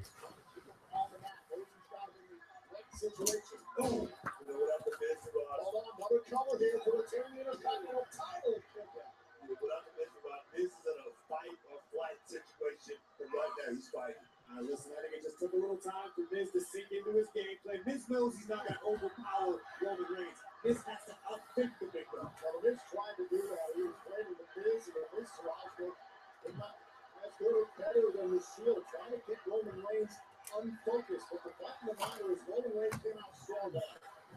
Miz got another strategy right there. It's not going to work. Trying to just hold Roman Reigns down, trying to lean on it. That's not going to work. Big right hands from Reigns, creating separation. Hi there. Hi there. That big boot might be effective. Now into the cover, slides in here on Roman Reigns and gets away shoulder up. Roman certainly looks a little worse for wear. The Miz just keeps this assault going. And listen, Roman Reigns is battle hard, but he's also battle scarred. Remember the beating that his back took at the No Mercy pay-per-view a little over a week ago? And the Miz dropped it last week. What about the beating Roman's spine took? No tail, no tail, no tail, no tail. Hey, hey, hey, hey, hey, hey. Oh, this is a pretty solid Intercontinental Championship match. Think about it.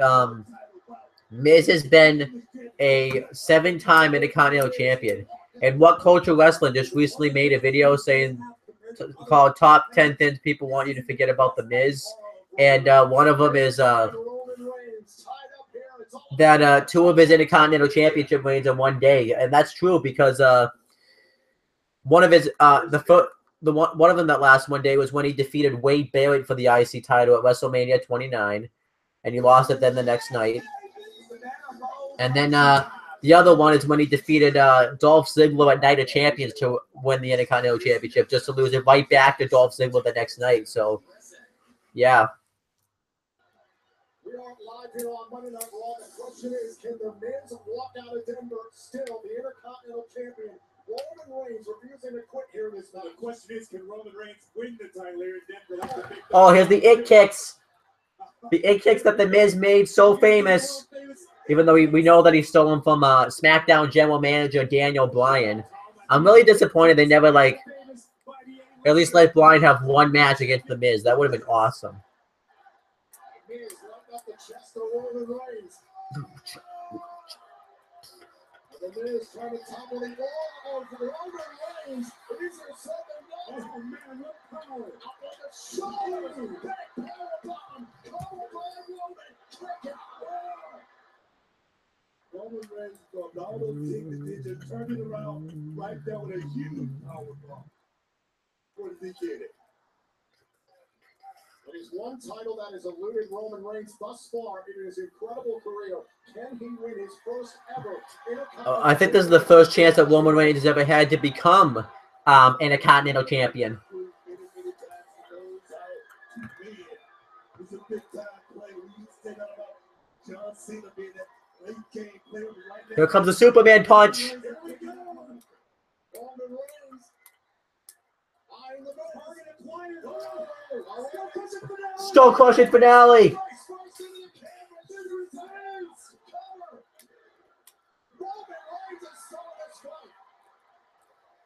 I really hope that The Miz doesn't lose the Intercontinental Championship. I want to see The Miz carry that championship all the way to WrestleMania 34 and face Kurt Angle for the IC title, just like in my proposed WrestleMania 34 code.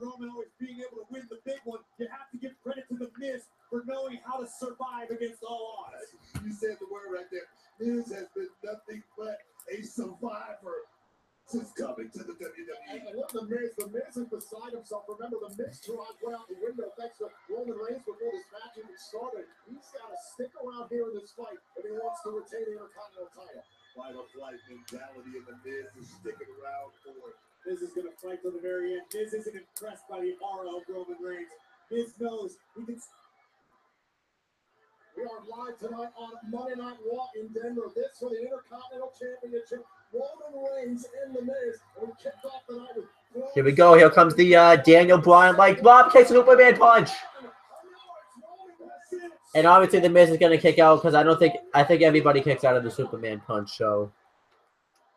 And look at the odds of Roman Reigns. God, that was it still long for the Miz to kick out right there. He must have heard the 3 count.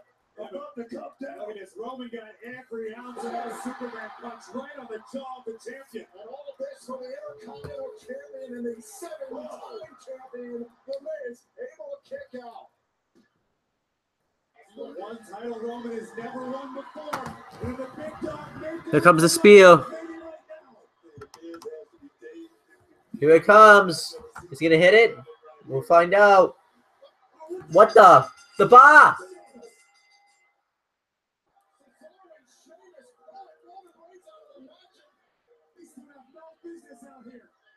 What are they doing? So I'm guessing at TOC it's gonna be the Miz and the Bar versus the Shield. I don't even think the Miz realizes that he just got disqualified, but that means Roman Reigns won't become Intercontinental Champion.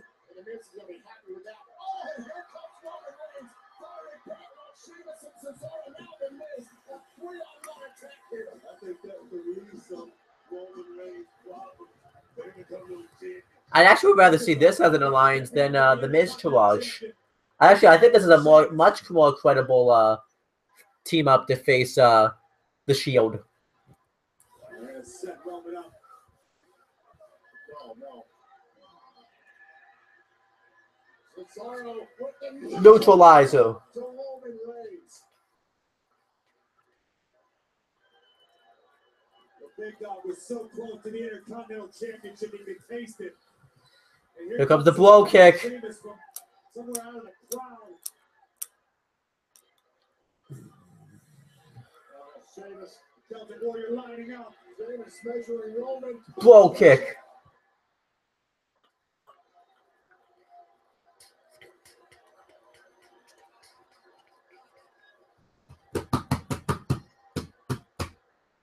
Come here.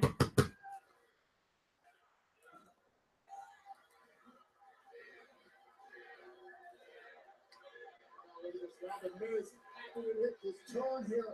Shades of last week. The skull-crushing finale. I'm actually pretty excited for the Shield reunion.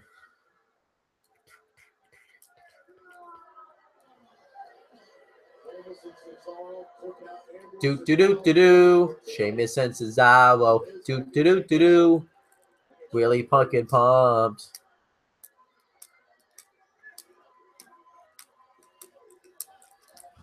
Tell you, the Miz is one lucky Intercontinental Champion tonight.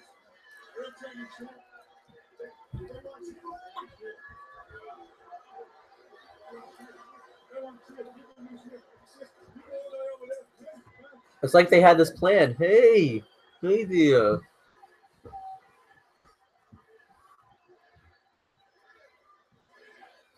Oh, they're even surrounded Roman Reigns like the Shield used to do.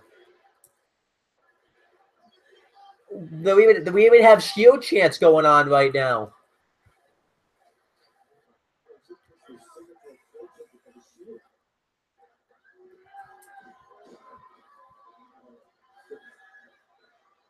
WWE Universal Shield, and this is not what they had in mind. You gotta be kidding me.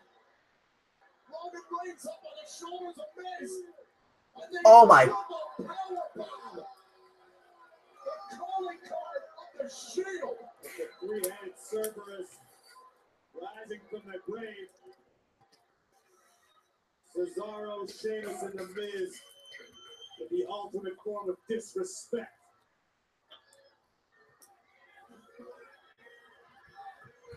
Ooh, they put the fist in just like the old Shield used to do. But instead, Sheamus and Cesaro are doing ba, the bow symbol.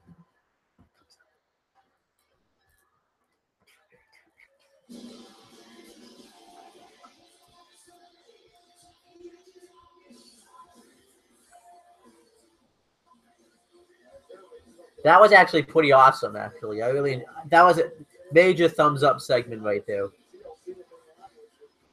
Although, Raw's been a pretty good show. I haven't really hated Raw. That was awesome, actually.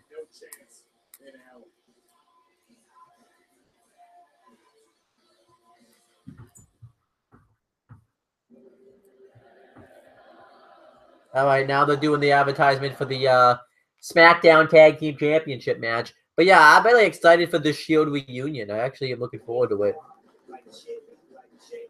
I'm pretty excited about it, actually. Moments ago here on Monday Night Raw, a thrilling matchup for the Intercontinental Championship. Roman Reigns wanted a perfect shot. Don't know if they're still going to put the Intercontinental Championship on Roman Reigns. I don't think they're going to. I think they still have the plans to have him beat Brock Lesnar at WrestleMania 34 for the WWE Universal Championship. Full speed ahead, but here comes Cesaro and Sheamus, the bar to spoil the party, and Roman's chances of capturing Intercontinental gold. I don't have to go do because Corey Graves said Cesaro and Sheamus. He didn't say the other one. Sheamus and Cesaro with the Miz, the patented triple powerbomb of the Shield to Roman Reigns. As insulting as that was, like I said before, the ultimate form of disrespect from these three came in the form of the infamous Shield fist bump, courtesy of Cesaro, the Miz, and the Celtic Warrior.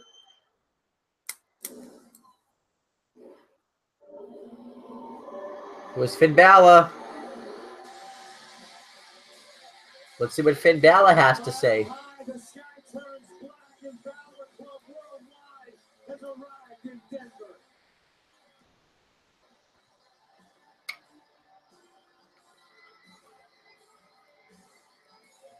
Finn Balor, the former Universal Champion, is live here on the Pepsi Center. What does Finn Balor want? Let's put your hands up, lights. No.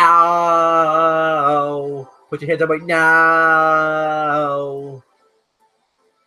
Finn Balor on the road back into hopefully will lighten his mind, considering what he's been dealing with over the last few weeks and months with Bray Wyatt. Bray Wyatt, a master of mind games. Finn Balor is shown though, when it comes to mind games, he's no slouch in his own right. Well, we take you back here. This was following the No Mercy pay-per-view just last week. Finn Balor, he was still favoring the injured ribs from his matchup at No Mercy, but still, for good Raw. Here we go. And also, he was favoring his ribs, Tom Phillips, because Goldust had attacked him before the match. Get your fucking facts straight.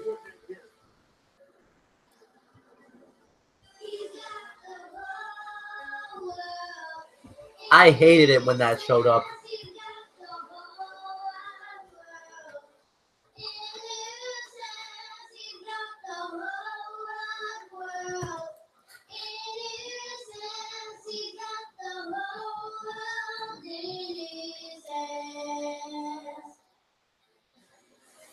Finn Balor felt the eerie presence of Bray Wyatt, which, by the way, we felt a little bit earlier on tonight. And Bray Wyatt seemed to be in some sort of trance. He said, she told me not to drop my bow and arrow, to use your hands. She told me to fight the man.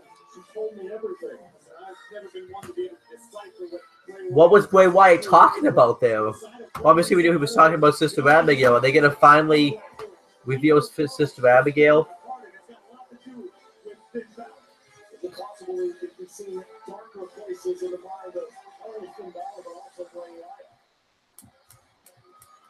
Finn Balor gave his walk, but I tell you, he's looking all around keeping his head on a swivel, because anything can happen when it comes to Bray Wyatt. So let's see what Finn Balor has to say. Finn Balor is about to address the WWE Universe. I'm not looking forward to really hearing him talk on the mic. I don't think he's a great talker. This is Balor Club right here in Denver, Colorado.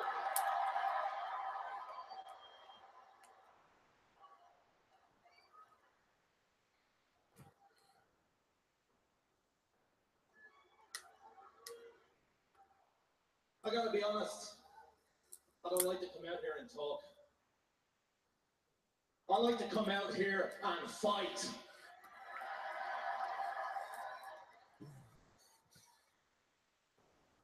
Bray Wyatt, on the other hand, he likes to come out here and play mind games. Last week, he's got a little kid singing, he's got the whole world. I don't buy it for a second. If Bray Wyatt actually had the whole world in his hands, he wouldn't know what to do with it.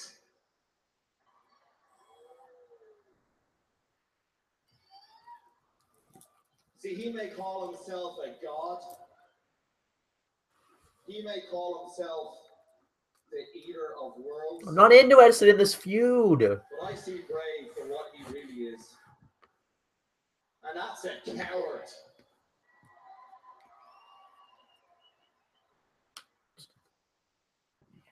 Bray, you lost to the Demon at SummerSlam. You lost to the man at No Mercy. You can make all the excuses that you want, but the simple fact is that you're afraid. You're afraid that despite all your games, that you can't beat Finn Balor. He can't beat anybody, so what is it? It's not just you, Finn. He can't beat anybody. If you think otherwise, why don't you come out here and face me? Be my guest, man. Don't sing it, Bray. Bring it. Oh, that was bad.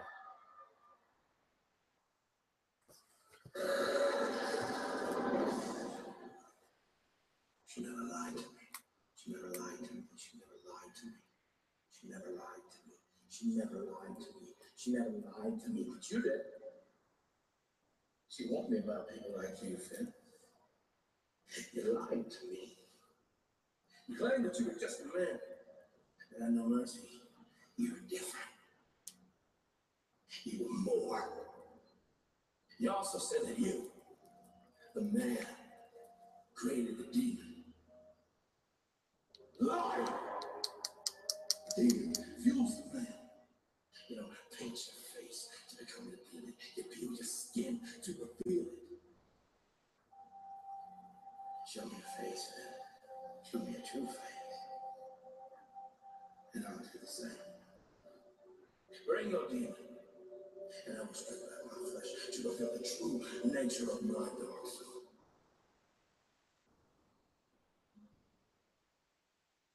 Abigail is alive. And she is dying to meet you.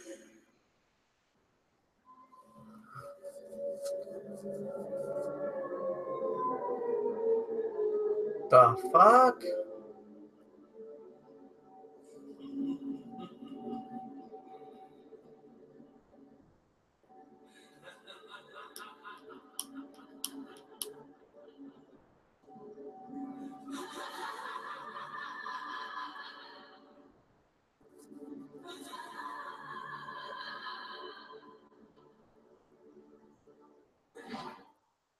The fuck was that?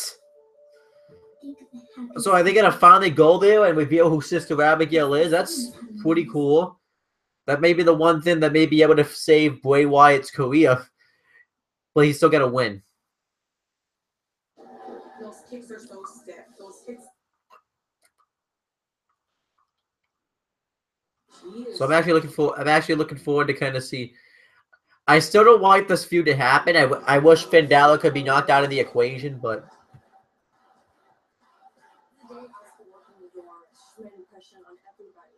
She is something that this company hasn't seen before. She has that fierceness. She is incredible.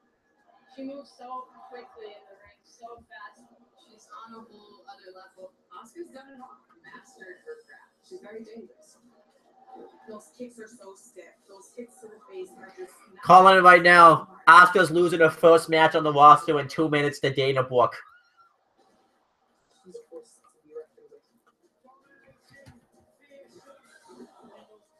I can just imagine that too. The WWE does all this build up just to have Asuka lose her first match.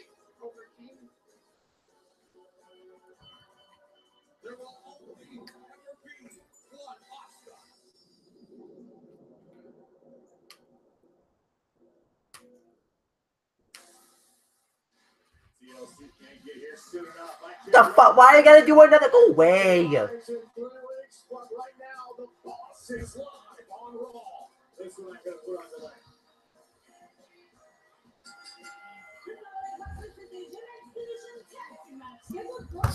Sasha still gets no fucking reaction whatsoever. Actually, former Raw Women's Champion. She's been trying to get herself back into the title picture. A variety of conversations over the last few weeks with her best friend, Bayley.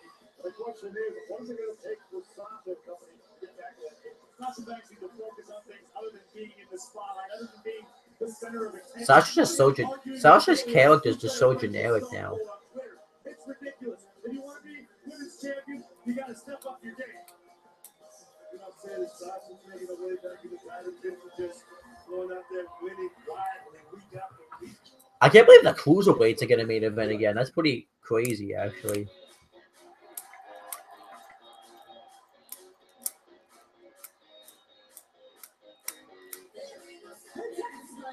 Oh, it's a tag team match.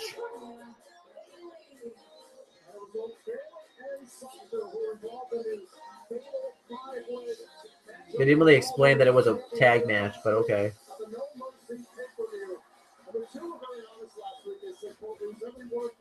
But yeah, Bayley and Sasha's character is just dead. Bayley's getting somewhat of a better reaction, at least. Sasha and Bayley seem to think everything's okay on the surface, but below the surface, turmoil. Both Bayley and Sasha Banks are trying to put some of the past in their rearview mirror, and now it was last week a tag team action. Sasha and Bayley were putting into practice against Nia Jax and Emma, and the Boss and the Hugger were rolling. Oh, certainly an impressive performance from Sasha and Bayley, able to pick up an impressive victory, but as Emma so eloquently put it, apparently Nia Jax failed her. Oh, Bayley to Bayley. And Sasha and Bayley to get the win. Bayley still trading the injured shoulder after the matchup at No Mercy. So who's competing? Who are they facing? Once again here on Monday Night Raw. I don't know what you have to say. There's nothing real about it, folks. These two are as superficial as the day is long. It's all about me.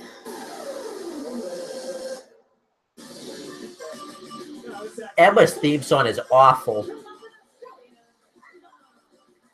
mentioned the tag team of Emma and Nia Jax. It usually worked very well the past year, obviously last week. Things didn't work out the way It definitely fits her better than the last one that she had. Because that last one didn't fit her at all.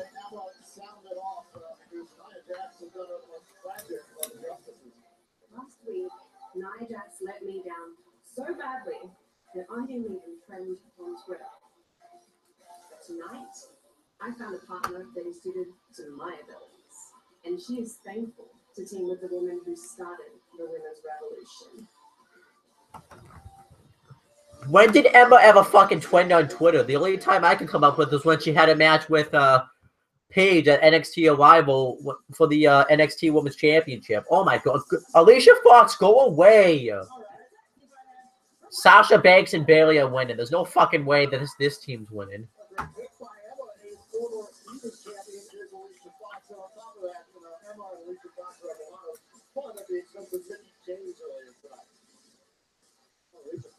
Alicia Fox. not necessarily her strong suit, but can get it handled in the ring. So Dallas doesn't do it. And the question is, what is the next step in the women's evolution? Find out next Monday Night on Raw as we head through Indianapolis. have on Alicia Fox ready to tag up here, taking on Sasha and Bailey here tonight live on Raw. And even though this is a tag team match, somewhere in this match, Emma is gonna find somewhere, you know, to shine. Trust me. All right, so you have Sasha Banks and Emma starting off this match. On social media, she's up top. Yeah, it's one thing to impress on Instagram. It's another to do things on Monday Night Raw.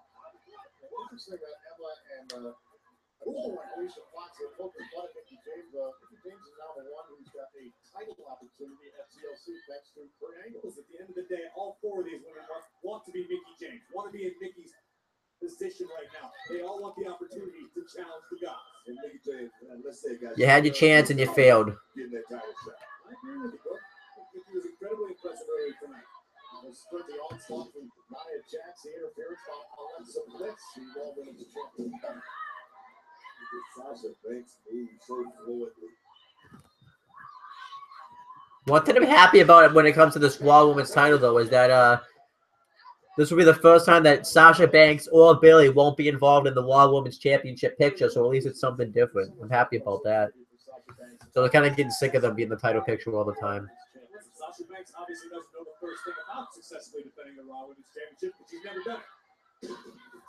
Corey Graves ain't on there. I mean, Sasha Banks is Raw Women's title, like, all of their reigns, I don't even think make up a month. Hold on a second. And barely having some fun at Emma's expense. Emma's gonna have a hard time getting this to turn over. What do you think about Emma saying she's the woman who started? You know, the one of those. That's a script. Yeah. That's a script. I don't think you're queen can agree with that, but his voice adding to it. I think Emma has a lot to offer. I agree with you, Booker. I think Emma definitely has made strong contributions. I think she's a bit delusional in taking credit for all of them. Bailey isn't letting that happen. That's just boring. Uh-oh, and Bailey turning things around here on Emma. And spurs into the top turnbuckle.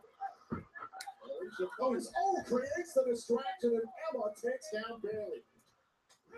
Now the tag and Fox mingle into this match. Nice teamwork by Team Hero interrupted. And Fox with a drop kick there, dropping Banks off the apron. I mean, if Alicia Fox would just get a mind right. Alicia Fox and Emma, they've got things right so far in this match, but Bailey and Sasha climb back in it. Tuesday. We should all just go rolling together.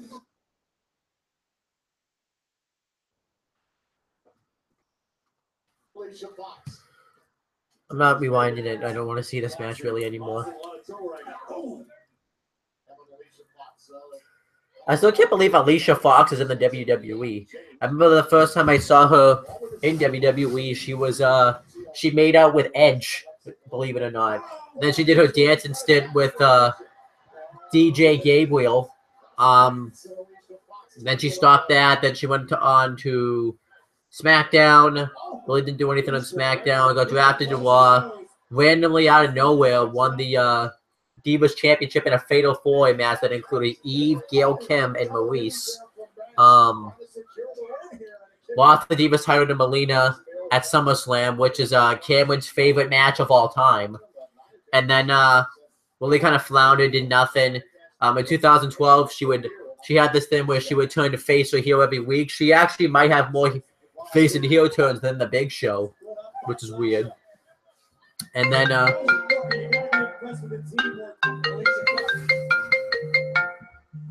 gotta pause the video real quick.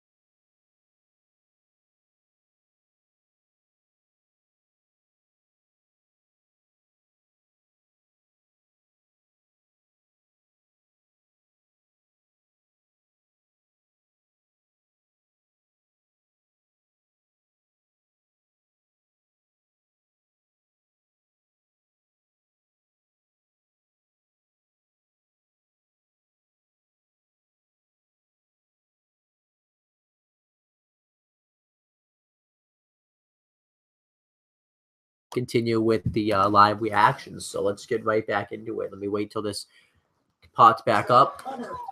If you want to know why I had to mute it, when the Facebook live video fully gets edited, you can check out there. But yeah, as I was saying with Alicia Fox, then after that random face and heel turn, she still did it in 2013. She was a part of the Women's Revolution originally in 2015. When she joined up with Team Bella to face, which consisted of the Bella Twins to face Team Bad, which was Tamina Snuka, Sasha Banks, and Naomi. Then to face Team PCB, which consisted of Paige, Becky Lynch, and Charlotte. And then obviously that kind of Team Bella fizzled out. And then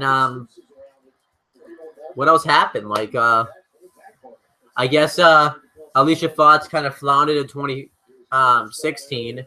She was part of that Team Bad and Blonde match at WrestleMania, where they faced Natalya, Eva Marie, Paige, and somebody else. I don't remember who else.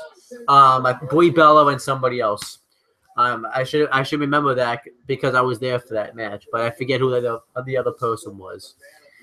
And then what else? Like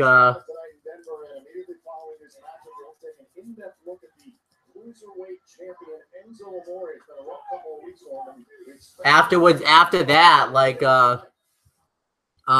Alicia Fox, then I don't even remember what she did throughout the rest of 2016. She was drafted to Raw, and then obviously she became part of that shitty feud with Cedric Alexander, Noam Dar, and everybody. That took up a lot of TV time. Originally it was Cedric Alexander, Noam Dar feud, but then because Cedric got hurt, Rich Swann got thrown into the mix, and it was just stupid. This match is stupid. I'm gonna feed the dog. Ew! Ew!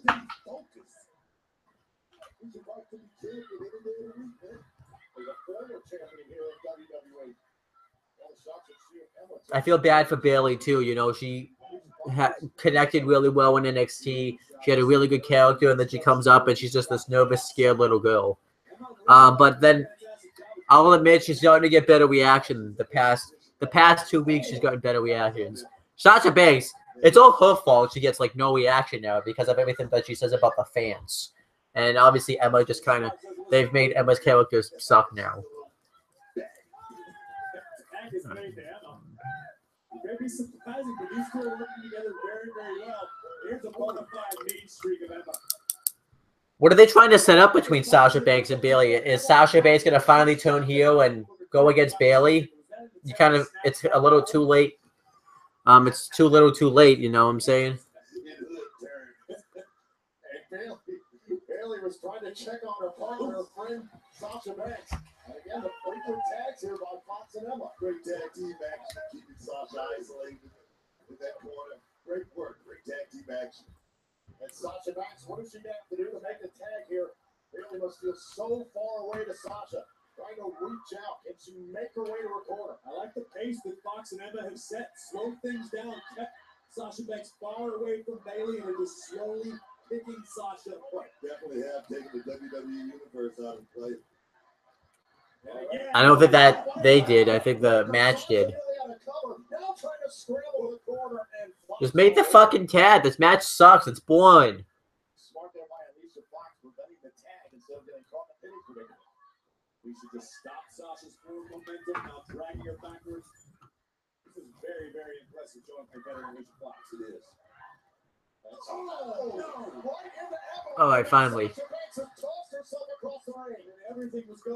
That was way. I actually didn't mind this match, but this match was way too long. Taking down Alicia Fox with a series of clotheslines. And look at these right hands here. The kinesio tape on the shoulder, but she is fighting through anything she might be feeling right now. Fully rested as well. She's coming to the fire right now. I like the twist of fate that she hits over the ropes, though. I do like that move that Bayley hits.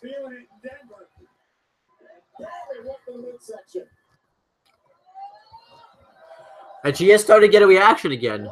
Maybe her character isn't completely dead. Dislocated Bailey's jaw right there. Wow. Good move by Alicia Fox right there. Nasty. A big jawbreaker now creates an What the fuck?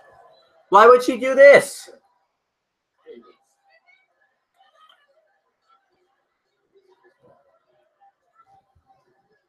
That was dumb.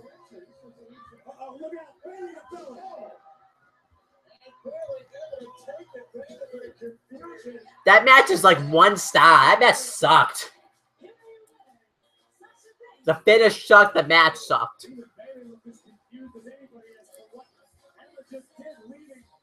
Alicia Fox high and dry. I mean, I thought they were working pretty well together aside from that little mishap at the end. That was such a grand problem for that and Nia Jackson and tag team part. Let you go down and hits Alicia Fox. Things didn't work out fine until this one. Boom! Yeah, this is a counter by Sasha Banks that led to a collision between Alicia and Emma. And then Emma would take a hike, leaving her partner Foxy to the wolves, so to speak. I guess I shouldn't be surprised. I mean, I said to you, for the ball as spot as this match to shine. That was it. Like taking a hike? Hey. Social media's going to be all over this. Like I said, I'm trying to go, it's going to be watching. Sasha Banks and Bailey will pick up the victory here live on Monday Night Raw. And it was early on tonight. We actually took an in-depth look at what's been going on in the cruiserweight division. Angelo Mori last week on Monday Night Raw celebrating quite a bit after his victory against Neville. And I know you're going to love some of this footage. Oh, Corey Graves especially loves it now because obviously everybody knows that Enzo Amore and Corey Graves got into a little Twitter exchange when Corey Graves had posted something, and then Enzo Amore said, "Yeah, that's just like the rest of the crew. That didn't really work too well for you." And Corey Graves was not happy about it, especially his brother too. Thunderous power slam. Now there is a no contact clause of the champion, but Braun Strowman's out of cruiserweight, obviously, so it didn't quite matter. And Braun Strowman would say, "Hey guys, come on at him." And literally, and I mean literally, the entire cruiserweight division put their hands on Enzo Amore. They didn't care about forfeiting a title opportunity. They cared about getting a piece of Enzo Amore. Now listen, this is what Enzo gets for having zero redeeming qualities as a human being and being the most disliked man in the cruiserweight division.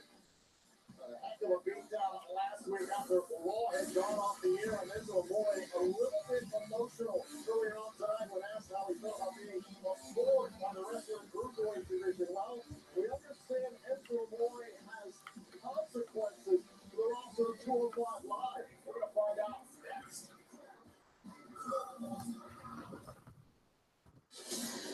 All right, I already watched this advertisement. I will be doing a SmackDown Live reactions either tonight or tomorrow. I'm not sure yet. Depends on my schedule. Kevin, I don't know what else.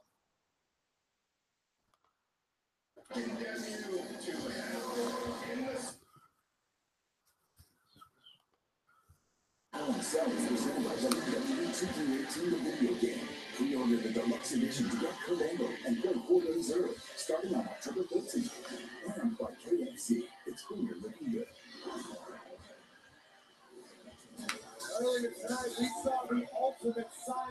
All right, so next week we're going to have Miz TV with The Bar.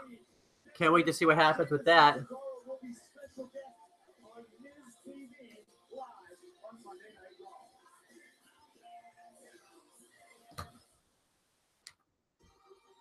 And here comes Enzo Amore. I kind of can't wait to see how they follow up what happened last week.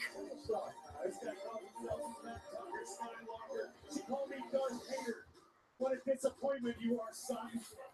Oh.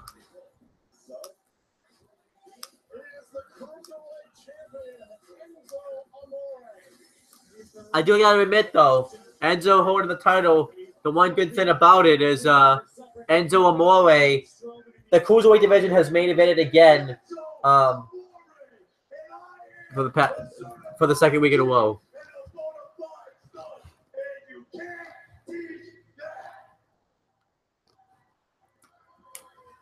Bada boom, realest champ in the room. How you doing?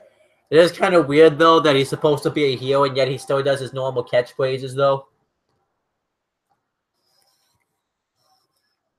What does that look like? An intentional win for. Looks to me like Enzo's ready to go skiing. Hopefully, he finds that Bono guy's ski instructor. Haha.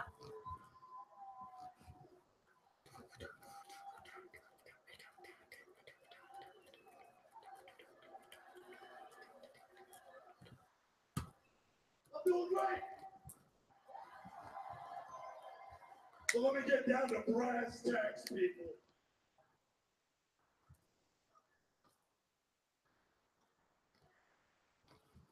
As far as the entire cruiserweight division is concerned, and I do mean each and every one of them, they can go to hell.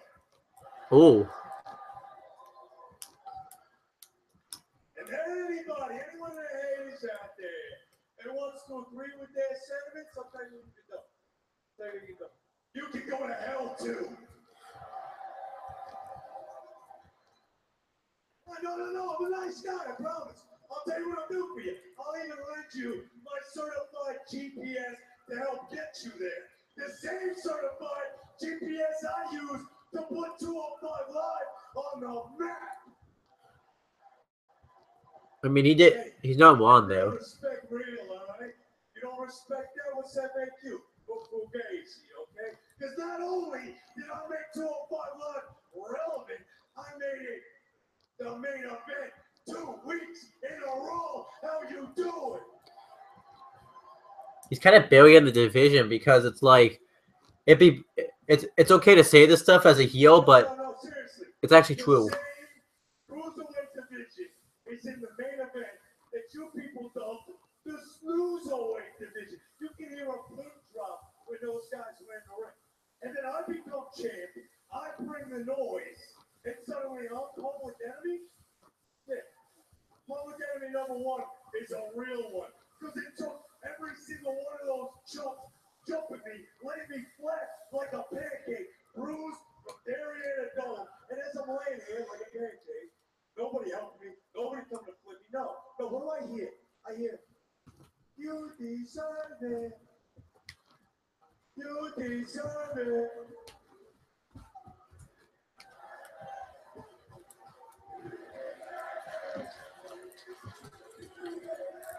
You're damn right I deserve this thing, people.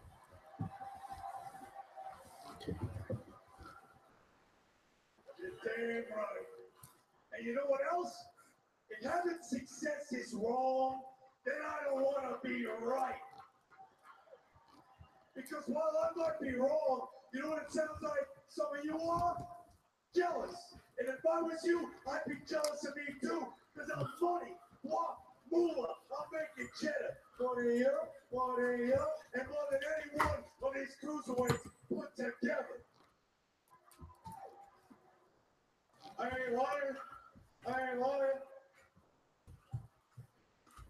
You see, people, I earned that money. Yeah, I did. I earned every single penny. Every one of them. And hey, I think I can kind of see why people have backstage heat with Enzo, because this seems like this is the real Enzo. never booked Enzo Amore and footed the bill for one of my appearances. And I'll tell you why, because I'm a ratings draw. I'm a star, okay? I'm putting more butts in seats than Lazy Boy. I get more butts than an ashtray. I got skills, charisma, athleticism. And I'll show you how fast my feet are, people, but I'm hurt. Oh, I'm hurt. My pockets ain't hurt, but I'm hurt. My back is killing me, too. Probably from carrying the cruiserweight division on my back. How you doing?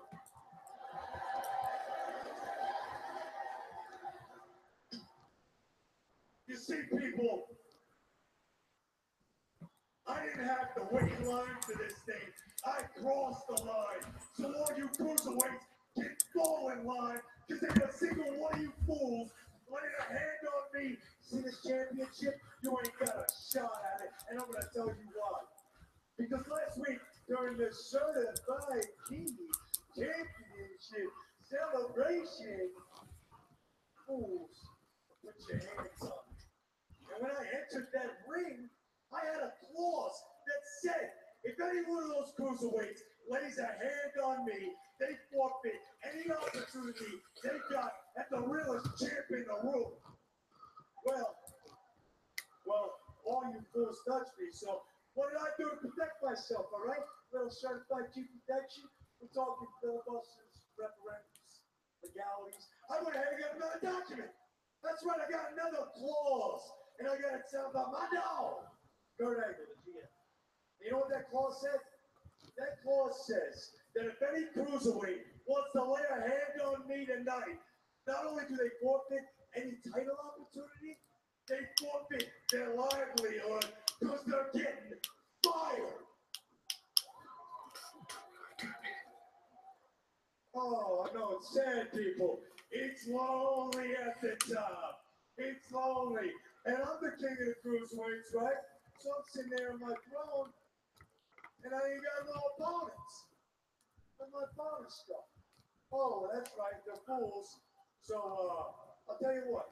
Since that I got no opponents, I would consider them all lucky, right? They're lucky because I showed you what kind of champion I am.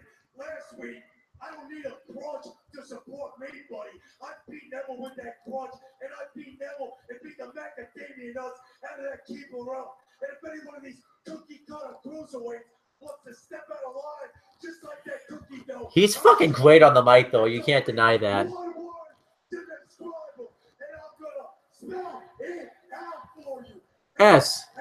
SAWFT. Soft.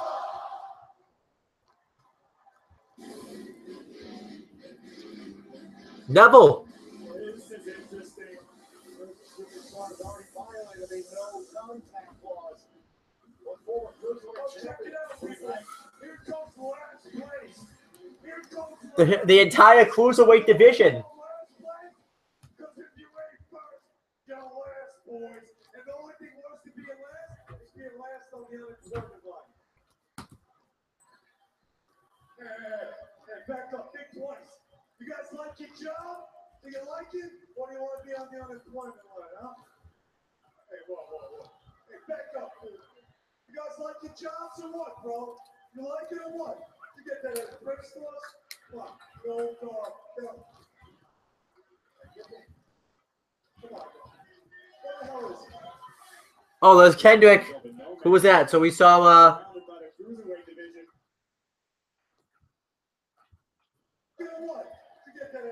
so we have Noam Dar, Rich Swann, Tony Nese, and Drew Gulak on one side. The other side we have Lindsay Dorado, D. Brian Kendrick, Jack Gallagher, and Alia Davawi, even though he just said that he gave in to peer pressure. I don't know why. Yeah, that kind of... It's TJP. This is like when the Nexus invaded. This is exactly what it is. I got a feeling somebody's going to get fired.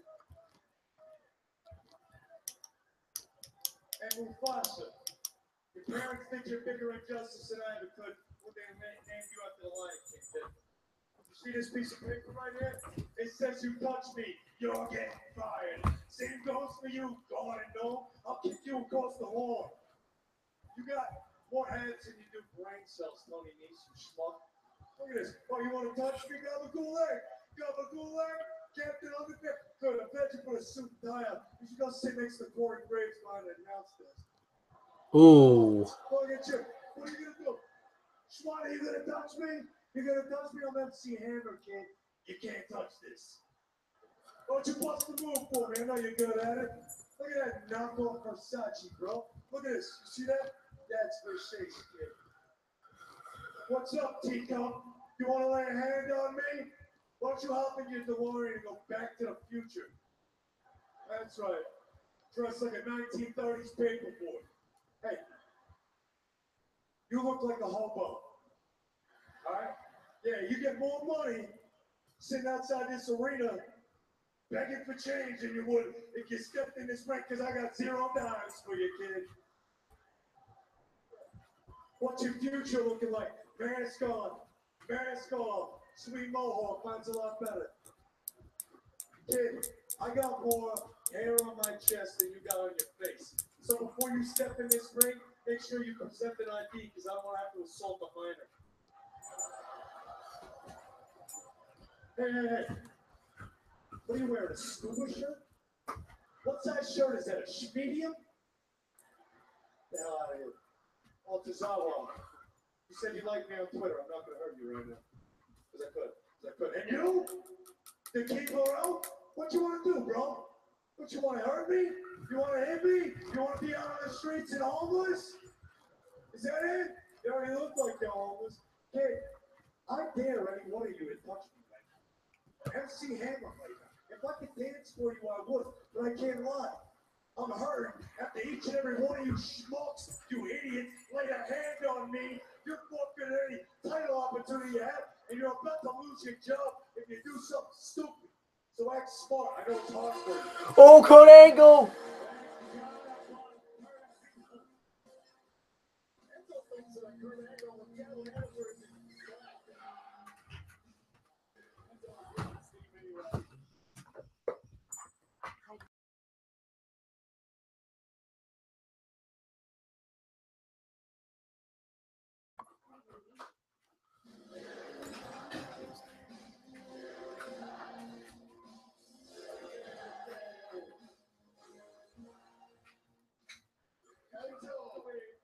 Don't do it. And so based on last week, none of the cruiserweights in the ringside can challenge you for the Cruiserweight Championship. And based on our conversation today, none of the cruiserweights in the ringside can have physical contact with you in any way. If they do, they will be fired. But none of this applies to the newest member of the Cruiserweight division that I just signed. Ooh.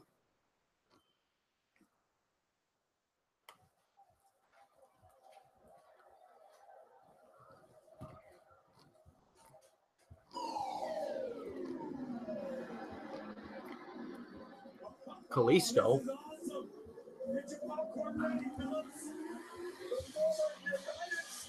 Finally, I've been asking for months for them to put him in the division, and they did.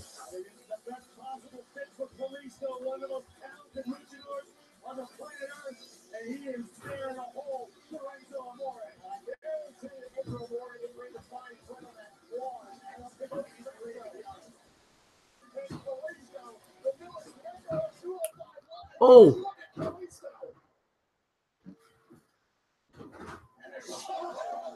Kalisto's destroying Enzo.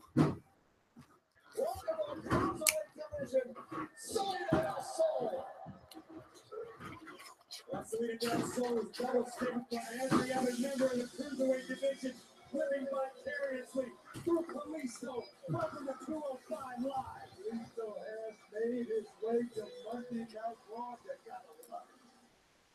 The realest guy in the room just got introduced to the newest Cruiserweight on 205 Live. Kalisto arrives in force here on Monday Night Raw.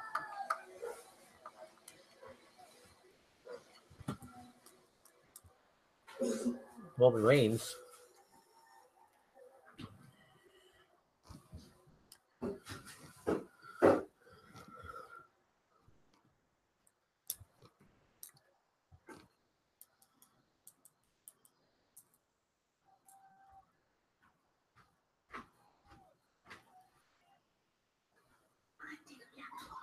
Okay.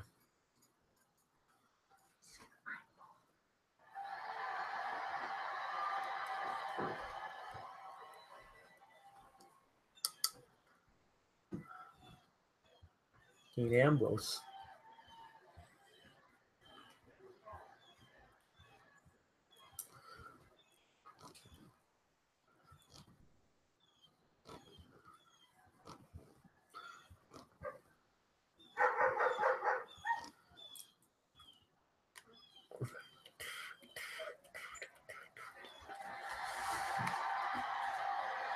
Oh, did it just finally happen?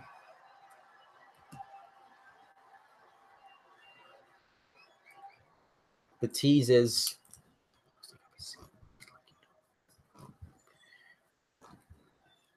the teasing of a Shield reunion.